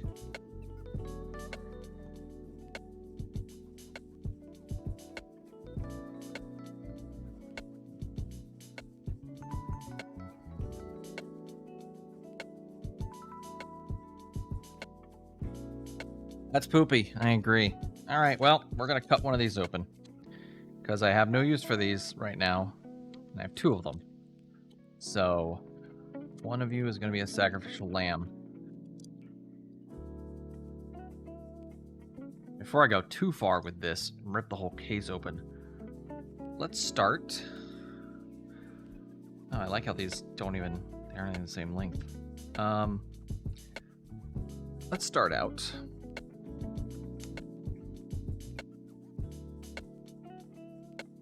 just soldering this in, putting it all back together with this outside to see if we get any sound, because if we still don't get any sound, I'm not going to break this open. And yeah, to answer your question, when the pizza gets here, I'm out. But it should be around 10:30 when it arrives, so no worries about the stream ending any earlier than it needs to. This is the best tool I've ever bought, by the way. This cable stripper. It's so nice. Like, I always used to struggle with stripping cables, but now this little guy, boop, cable stripped. Look at that. Perfect. I had a friend that used to work in car audio installs, and he had one of these in his bay where he did car audio installs, and I saw him using it one day and I was like, oh my god, that's the best thing ever. And it took me a long time to end up buying one of these, but when I started doing a lot of electronics repair, like for fun, that was like one of the first tools I bought. Before I even bought a good soldering iron, I bought that tool.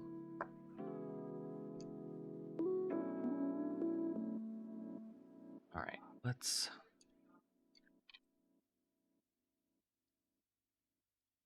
By the way, polarity doesn't matter for speakers. Or at least these speakers. Polarity doesn't matter. I'm just gonna solder these in any which way.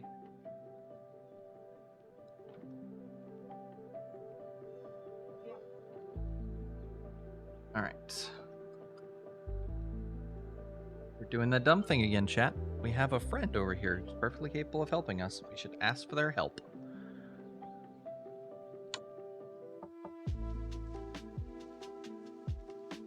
Use the other hand.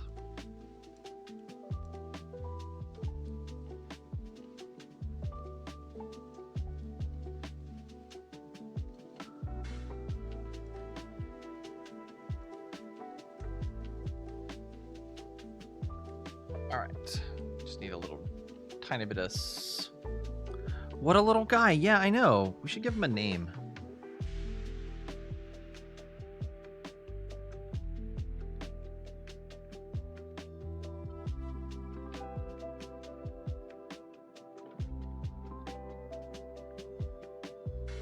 Any ideas on a name for our little guy?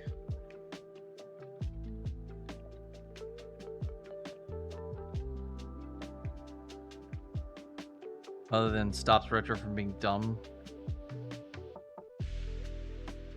Oh yeah, we could run a poll. Maybe we do that on Discord. We do a little poll on Discord. By the way, I don't know if you noticed, I had updated the game list, because I remember last stream you had asked about that, Galley Sprout. So I went ahead and got that taken care of. So it should be the full list of the games I own right now. Minus the computer games. I still haven't put the PC games on there, because that's going to be a whole other issue, because a lot of my PC games are backups or digital copies. Which kind of goes against a lot of the ethos of this channel. So it's like, I don't know if I want to play those on stream. But then again, a lot of them are just like demos of games, because I didn't own a lot of PC games back. You know, it's like I don't own a bunch of PC games because they're kind of hard to collect, because a lot of them you would just play the demos. Like the original Doom, the whole first episode was on the demo.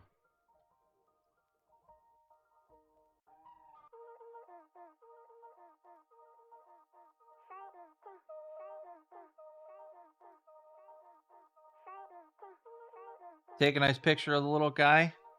I will.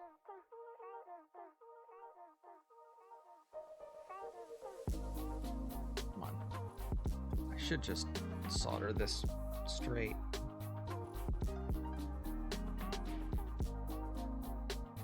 There we go. Got it through the hole.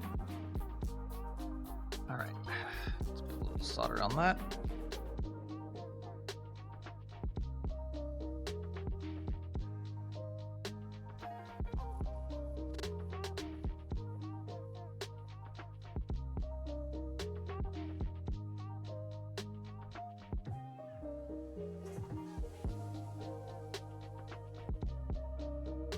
Oh yeah. Oh, I'm so looking forward to Donkey Kong Country 2. All right, here's our little guy. You guys can get a look at him. He's got a little light here and magnifying glass for a head. Look, the light even works.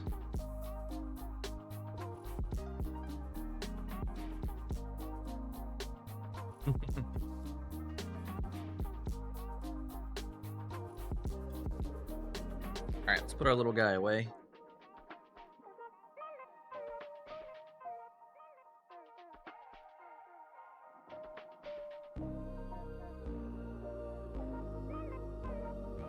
Oh yeah, Fester's Quest. I picked that one up in a game shop for like $1. I think it was $1 or $2. They did not want it, and I snatched it up. I don't remember it being particularly good, but I haven't heard much about it. But I don't know. Adam's Family is always neat. I actually hold on. I don't want to lie to you. Let me tell you exactly what I paid for it.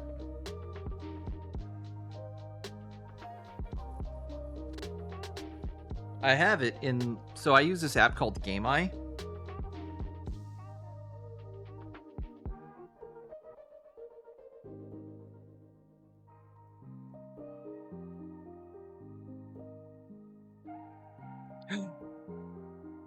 There's gonna be Armor Core 6 model kits?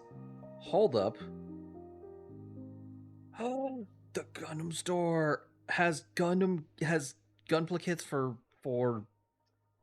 Armored Core 6? Sorry, chat. I got distracted. I really like I like Big Mech models. Sorry. Jeez Louise, what was I doing? Where'd my brain go? Help. What was I doing? I got my phone. Oh, GameBoy. Okay, so check this out. I'll show you all my phone screen. So this is GameBoy. And it you can keep your collection. There's an encyclopedia with just a bunch of games. You can look up cool stuff. So, and like you can look at the game. Look how much I overpaid for this. Because they charged me the US price at the store I went to instead of the UK price. Apparently the UK version is cheaper than the US version for some reason. Let's see what I paid for Fester Quest. I paid $17.98 for Fester Quest. Holy crap. Never mind. I was a big fibber. I paid way too much for Fester's Quest. Oh, and it stinks, apparently? No. Oh, I'm such a fool. I'm such a fool. I'm a foolish, silly boy. Oh, this is going to be fun. All right, let's... Because I'm not putting this all the way in. I'm just leaving it out, right? So I got to get these wires out the case. The case is going to close on them, and it's going to be a big pain. It has a reputation. I don't know its reputation. I don't know reputations. Do I look like someone who pays attention to game reputations? I probably should, actually, considering it's like a side job that I'm doing here. And I'm, you know, a video game researcher. So yes, I should know. But do I look like someone who knows? Who does their job correctly? Come on.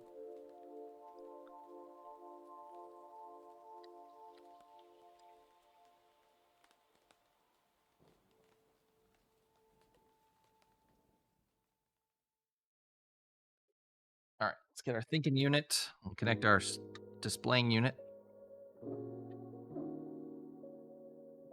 I am a pair of hands. That's true. I am a pair of hands floating in a time vortex.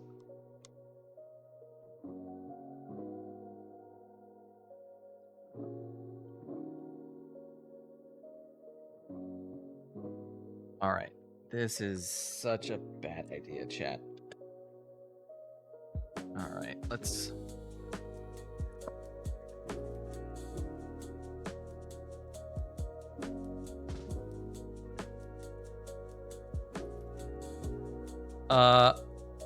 You have a game that many people hate that you love. What's that game? Will you tell us? Is it Fester Quest? Is it Fault 76? Amagon for NES? Okay. I have not heard of Amagon. Maybe we'll try to play it on the stream one day. If I can get a hold of it. All right. Let's see if we get sound.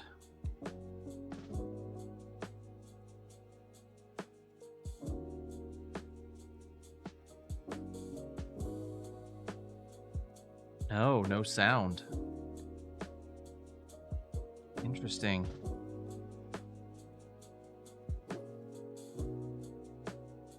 Yeah, nothing. No sound still.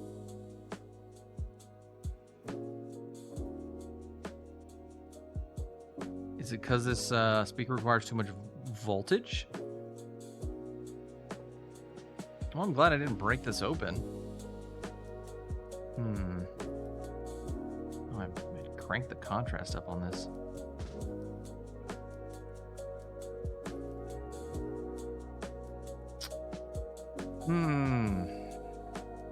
Okay. Well, darn it, chat. I'm very confused how this could still be broken.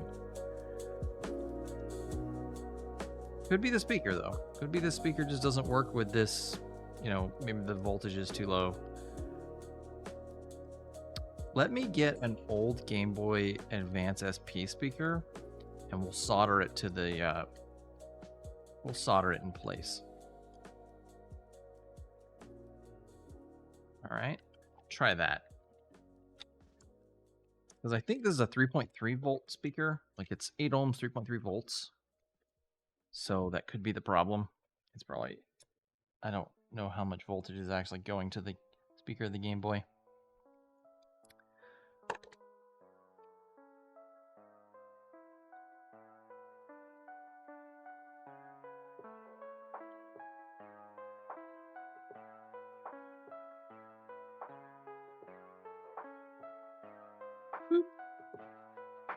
That's so cute. It's like really nice capacitor amongst all these regular old like capacitors. It's so silly. All right, put those over there. Need our boy.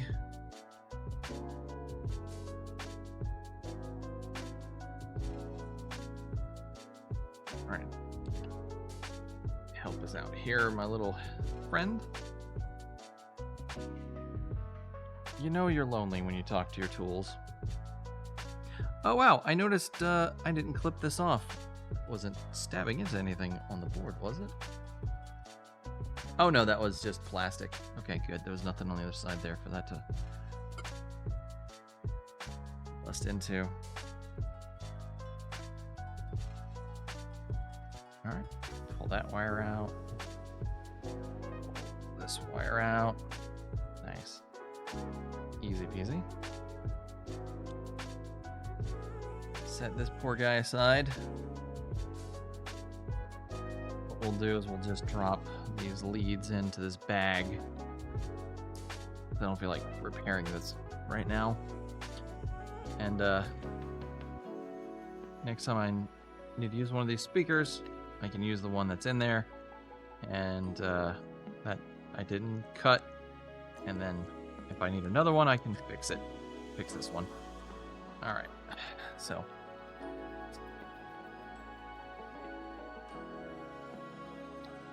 Let's see. Let's clean that off. Where'd my wick go? Did I put the wick away? Here it is. All right, we'll wick up this solder.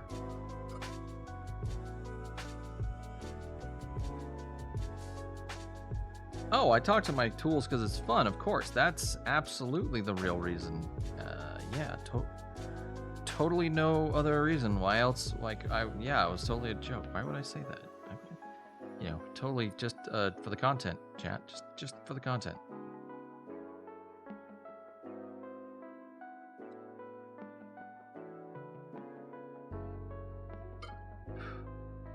All right, let's set that aside for now.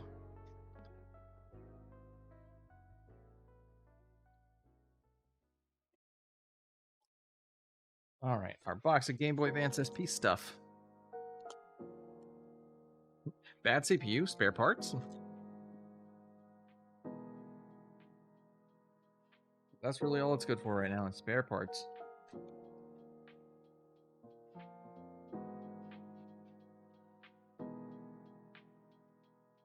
Here we go. Here's one. Gotta get out of this bag, though. Ah!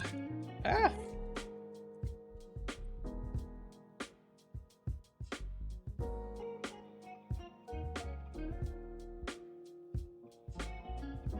thought I had more than just that one. Oh well. To keep it actually in good shape, I put it in this Funny Play speaker box thing. It's complete like, overkill, because it's just a original speaker. Oh no, tell a joke.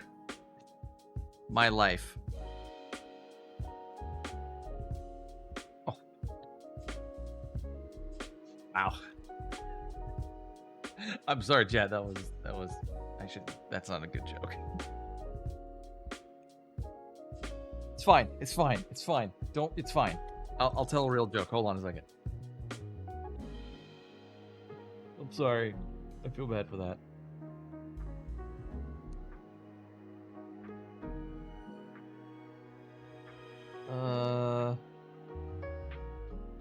Let's find a good one. Good, juicy one.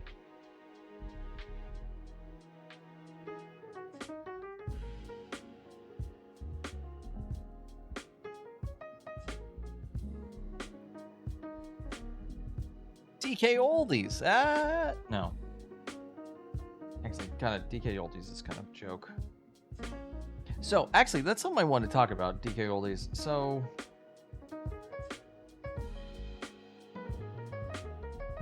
I'll tell a joke here in a second. What?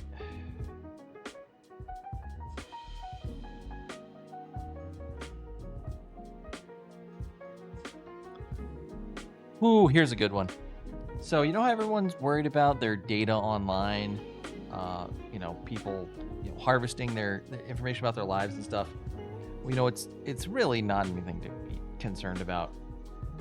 Because your vacuum cleaner's been gathering dirt on you for years.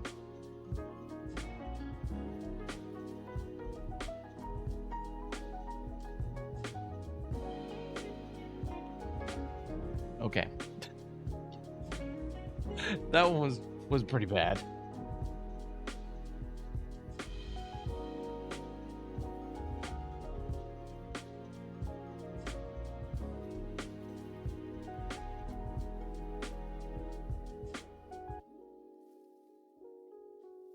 Okay. Okay, we're gonna move on. Moving on. I feel like hold on. That was a terrible dad joke. Hold on, I can find a better one. I'm gonna do that. I feel bad about that joke. That wasn't a good joke. I didn't like that joke.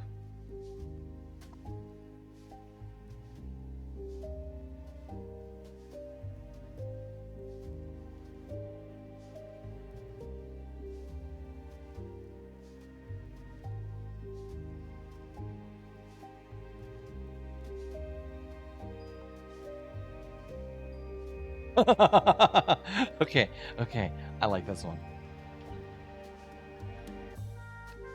So when is a car not a car?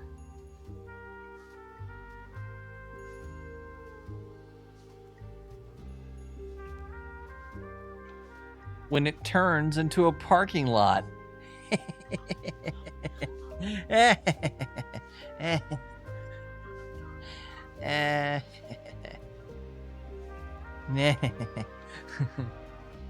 Oh, my model kind of flipped out there for a second. I think I hurt my model with that joke. All right, DK Oldies. We'll talk about DK Oldies while I work on this. So, I think DK Oldies is not worth your time because eBay exists. And you might think, oh, wait, you get scammed pretty easily on eBay. Well, eBay has actually been pretty good. Now, of course, I've been scammed on eBay a couple times. But the last couple of years, especially since COVID, eBay's really been siding with buyers more than sellers because eBay's really trying to attract bigger retailers to the platform. Like, I think Allstate sells tires through eBay. Like, you can buy tires for your car from Allstate through eBay. It's wild. Or something like that. But in order to do that, they need to make things trustworthy so you won't get scammed. So that people will go and shop there. And the thing is, like, as a result, they've been kind of taking the side of usually buyers over sellers. And so whenever there's a dispute, they're usually like, they're going to take your side. Like, so if you say someone's like scamming you, then likely they're going to take your side. And I have an anecdote, and of course this is just a one-off thing. It doesn't prove anything, but I have a friend who was a photographer selling some old photography equipment on eBay. And they sold this lens that was a pretty expensive lens, like over $1,000. I think maybe $2,000 or $3,000 lens. And the person who bought it sent it back, being like, hey, I don't want this lens anymore. I want a refund. And when my friend opened the box, it wasn't the same lens that they had mailed out to them. It was a different lens entirely. And when they, disputed this with eBay, eBay took the side of the buyer, and my friend was just out a bunch of money, because the lens the person had sent them as part of the return was like a $200 starter lens or something that comes with your camera. So yeah, they just got totally boned. So I mean, if that can happen to someone selling them, $1,000 plus lens, person just said, no, they didn't send me that. Then I really think they're gonna be on your side if someone, sends you a bad, console or video game or something. Which, again, has happened to me. I bought a copy of Symphony of the Night on eBay, and it had a giant gouge out of it, and it didn't play. And so I sent it back and disputed it, and I got my money back.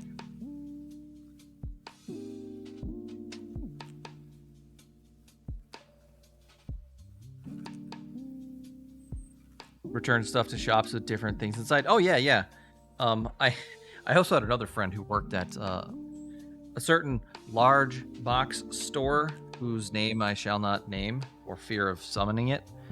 But they said during the holidays, you could basically return a rock in a box and with no receipt. And they just give you whatever money you asked for. Because they were just did not care, because there was just so much going on during the holidays. No. Knock your stuff over. All right. We should tin our tip. We didn't tin our tip last time, chat. We're going to ruin our tip. Oh, look at that. It's not taking... Oh, no. Come on. Oh, no. The tip's not taking solder. I just got these tips. Don't tell me I ruined it by breaking my own rule.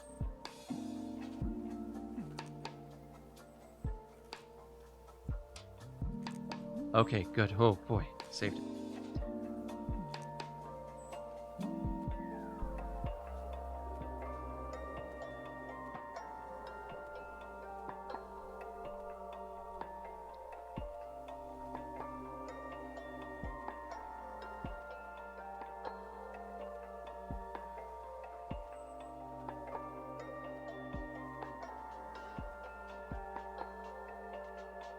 All right, it's one wire.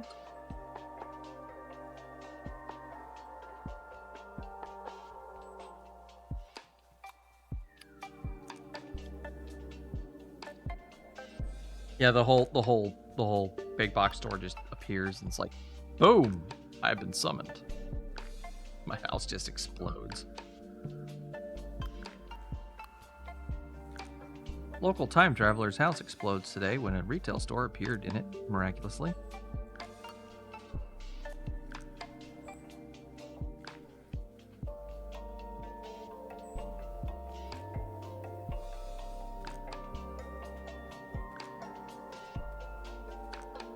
All right.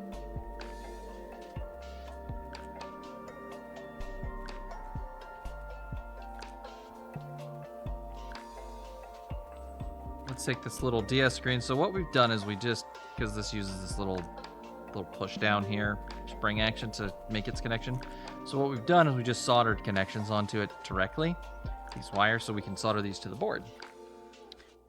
And of course, this is too small. It's not the right speaker. It's, this is just kind of a temporary measure for testing. Like I said, I actually have a replacement DMG speaker coming. It just didn't arrive yet. It's actually going to arrive like Tuesday or Wednesday or something. So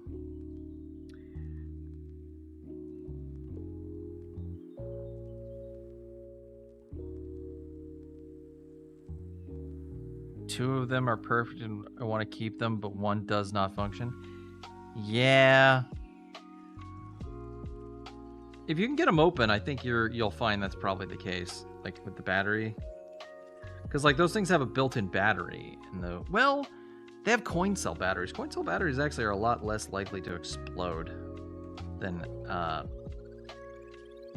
the big electrolytic. I think they're electrolytic batteries, the Duracell and stuff. I don't think the coin cell have fluid in them. I could be wrong about that. I should look that up. Because I don't think I've ever seen a coin cell battery like go bad and explode.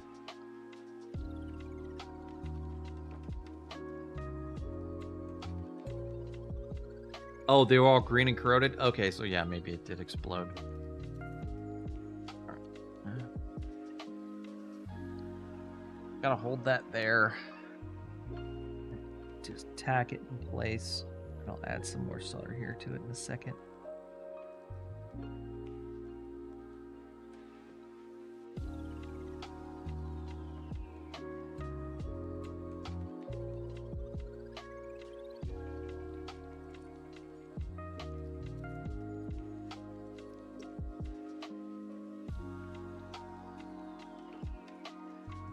There we go. Makes a good connection. Good. They do leak. Yeah, that's gross. Well, something to be fearful of then, because a lot of video game cartridge-based video games have coin cell batteries in them. So if you've got some old video games, here, we're gonna have to do it this way. Make sure you change out those batteries every once in a while. Okay, tack that on. Let's add a little solder here. Okay, that should be good. Again, this is a temporary measure. Make sure it's making a good connection.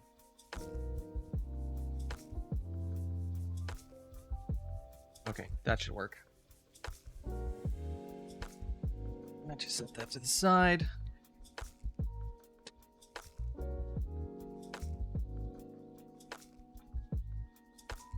Throw a little speaker in there. Definitely see how it's like way too small. But that should work for now. Like I said, just temporary. Just enough to get us to a good testing point.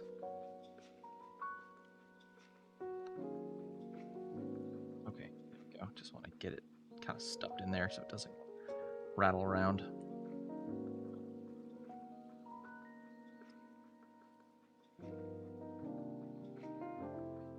One of your best eBay finds was Super Bomberman 2, 3, 4, and 5's Japanese carts, all for $40.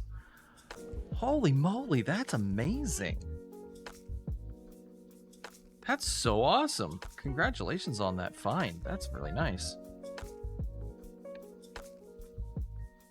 Oh, before I forget, 10-hour tip.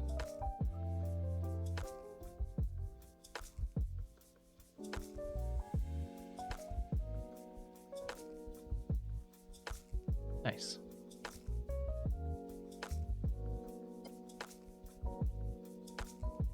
All right, let's connect our display unit and our thinky unit and see what we get. Man, I was really just expecting to throw this together and it would work. I don't know why I thought that.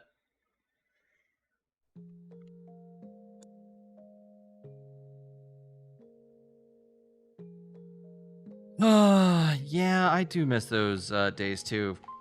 Unfortunately, I arrived here way past that time because I needed to make sure I hit a certain window.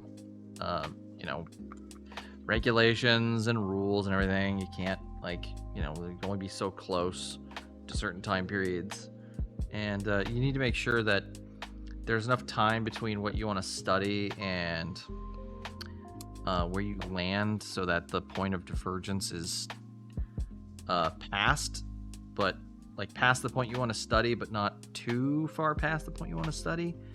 And this is 2022 was the closest I could get. Or did I start in 2023? 2023. Sorry, 2023 was as close as I could get.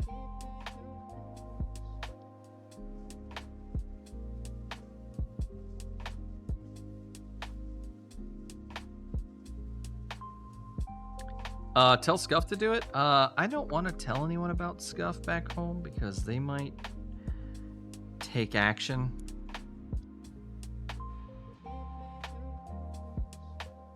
You know what I mean? So let's just keep Scuff on the down low. He's our little secret chat.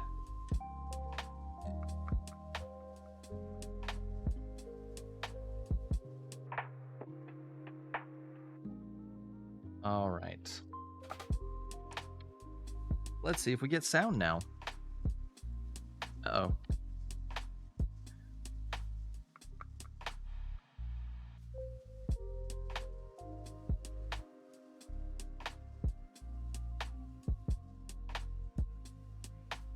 No, still no sound. Oh no, chat. There's still no sound. Still no sound, even with a new speaker. That's super interesting.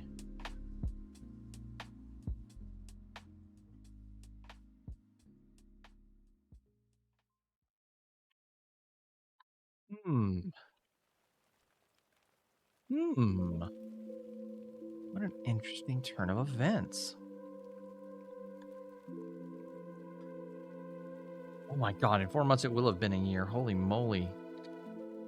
That's kind of amazing, Galley Sprout. And yeah, you've been here basically the whole time. I remember you used to message me and be like, "Oh, hey, you forgot to turn off your stream."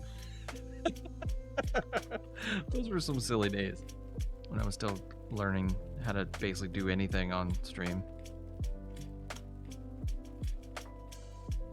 And now I had to turn off, I think I have DMs turned off because I kept getting DMs from bots. So there's one other thing it could be that I'm thinking of. So the way the audio amplifier works in this is there's a pin in here, and if this pin gets grounded, it will mute the amplifier output to the speaker. But if I remember correctly,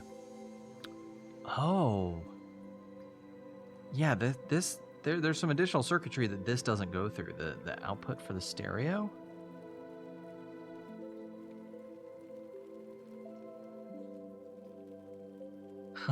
Well, thank you for, I do appreciate you telling me that, though. That was super useful. And it really helped out because I probably would have left the stream on all night. That could have been bad.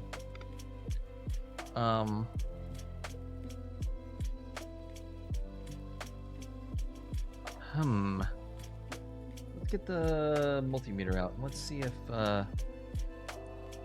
see what's grounding where. That's our ground plane. that should be...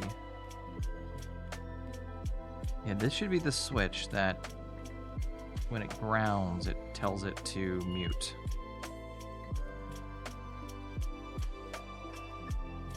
Yeah, that's it. And it's not... It's not,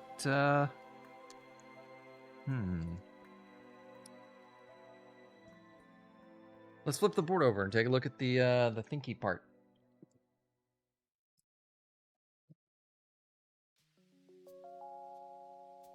Move the display part out of harm's way.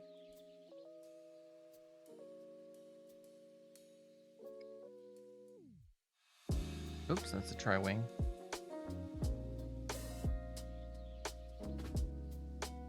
Oh, we've only got a few more minutes, chat.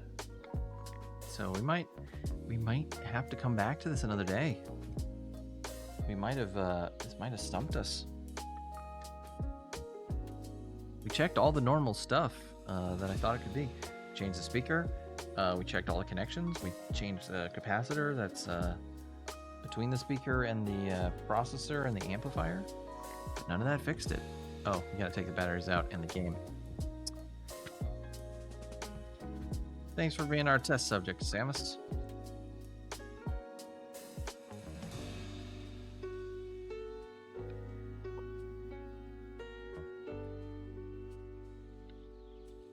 Take the batteries out.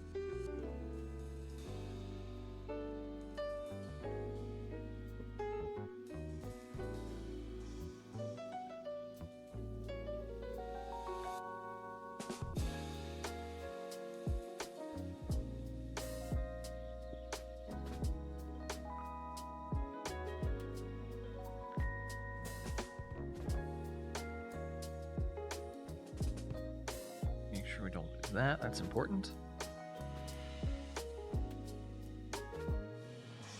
Okay.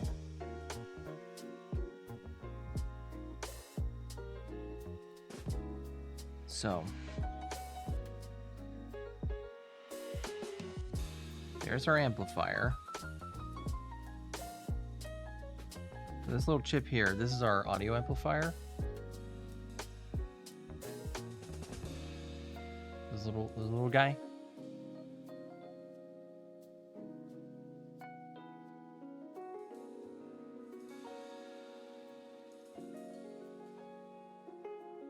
Let's look at it under the microscope. I'm gonna go ahead and pull my microscope out.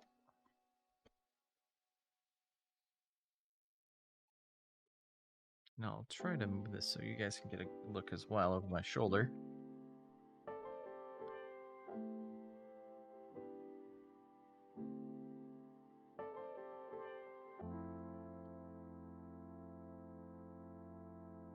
Angle that a little better.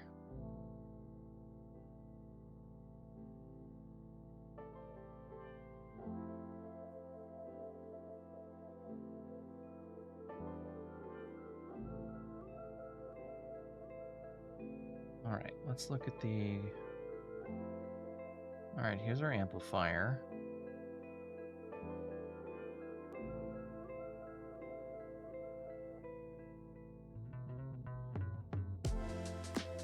Pins look connected. Let's use a pair of tweezers to test those.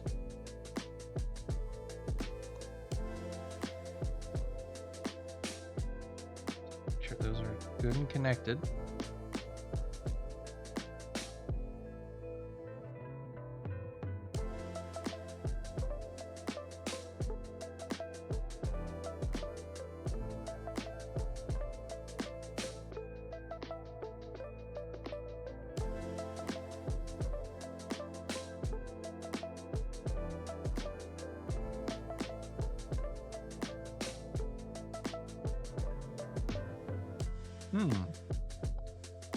Nothing looks busted.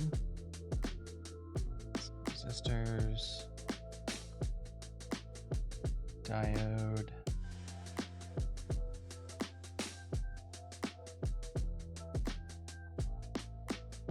Resistors. Capacitor.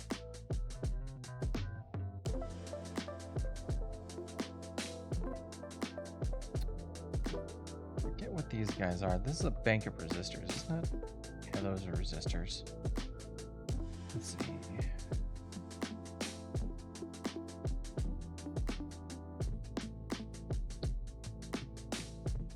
I wonder if we could have a problem with the wheel.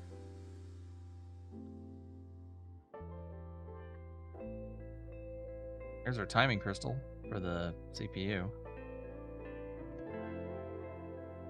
Some capacitors. Everything looks good. Visually, everything looks good at least. And everything on the power board looks good too. Let's see, I don't think this has a fuse anywhere. Double checking the silk screen to see if I see an F marking anywhere. No, everything looks fine.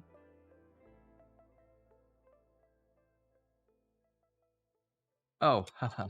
You can actually see written on it is DMG amplifier. DMG amp.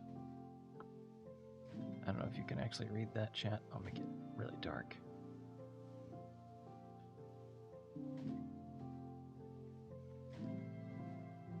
Best I can do.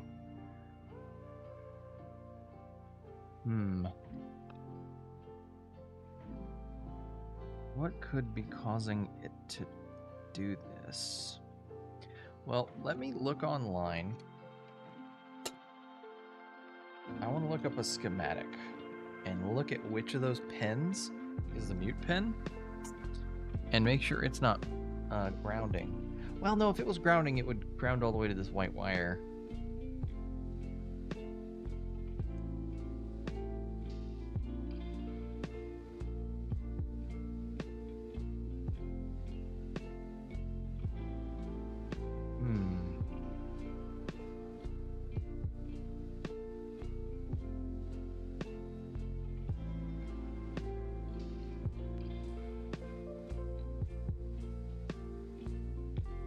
You know what? I want to try one last thing before we head out for the day.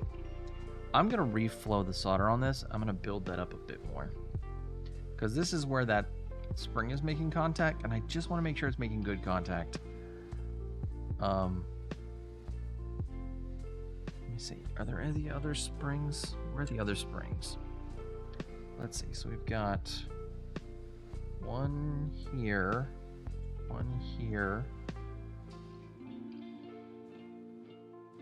and one here.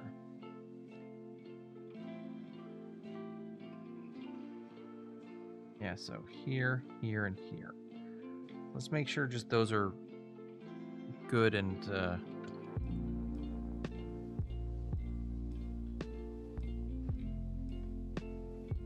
need to melt them and maybe add a little bit more.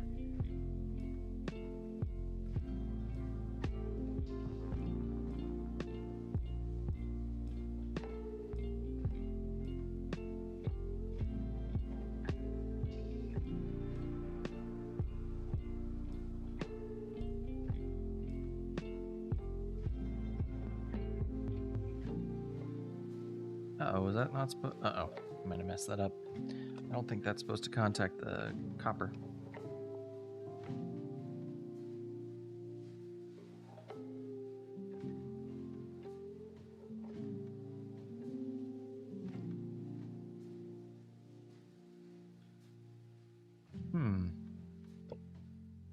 What is that? What is under there? Is that just a ground plane? Why'd they have a cutout if it wasn't supposed to connect?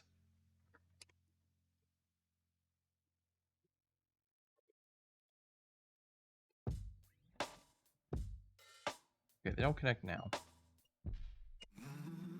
That connects.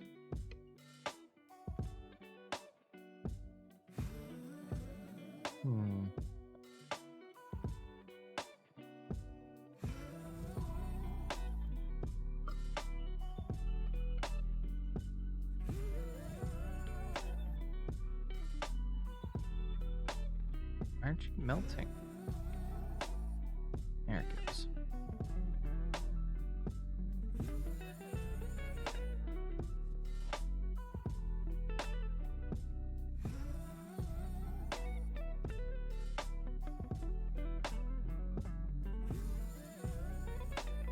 Some tough solder. That does not want to melt. That is really fighting me.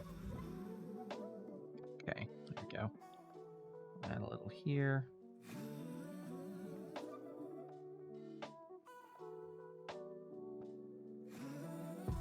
There we go. Nice.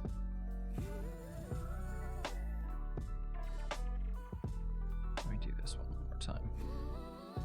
I'll make sure this is nice and melted.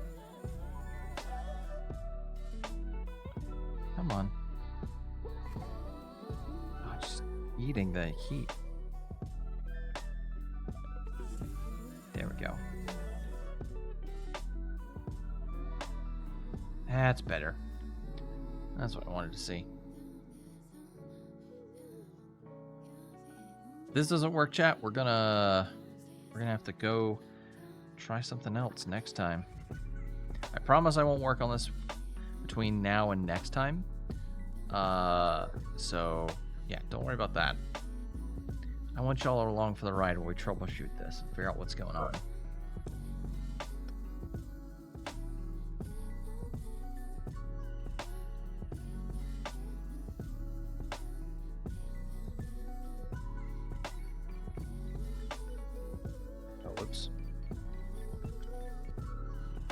I got all these cables bent out of place now.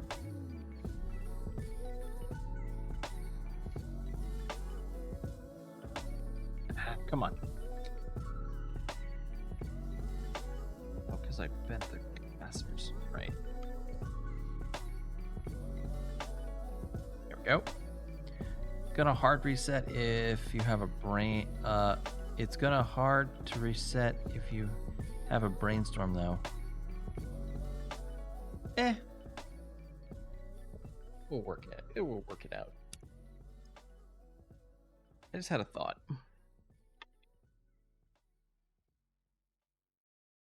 I wonder. Let's see. Let's get to resistance mode. Where's the resistance mode? Diode mode. Capacitance. There we go. Resistance mode.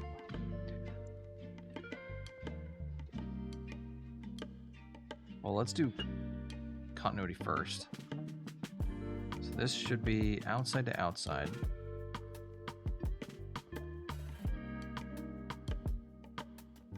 Oh. Oh, okay. Okay, that's left and right channel. Is that just ground? Oh, it's just flat ground. Okay. Okay, those are making good connection.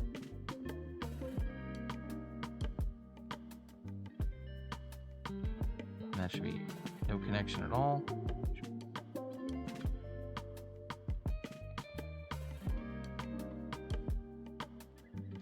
That's weird.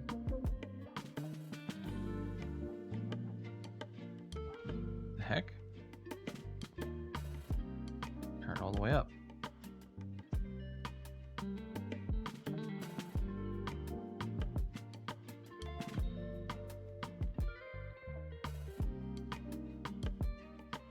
Chad, I think I found the problem.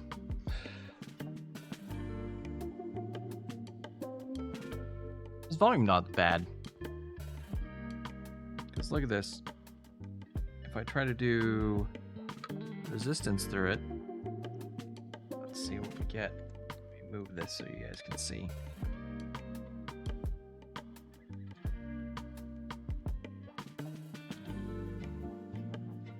Oh no, we are getting a current through. 4.434.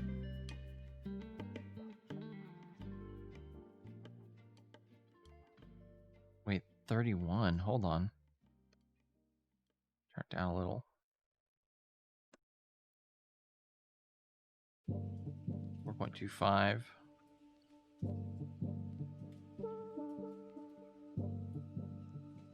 $834. No, yeah, because if this unit was bad, then the that's right, the headphone jack does go through this. If we trace these back, they do eventually lead back to this volume knob. So if the volume knob was bad, we wouldn't get anything out of the stereo. That's right, that's right, that's right.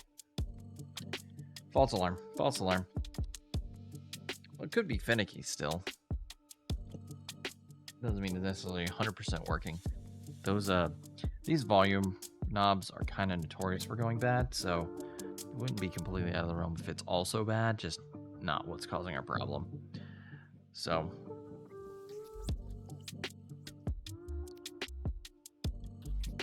make sure all the little springs are good, and put this in.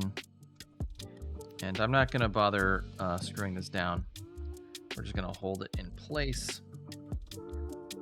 Throw in some batteries and a game.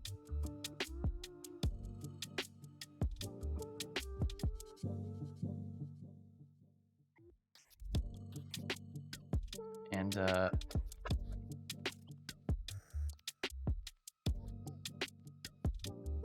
don't worry, just do this.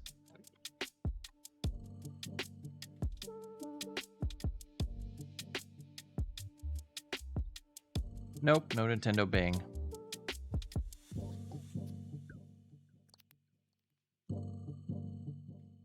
No music. Yep, okay.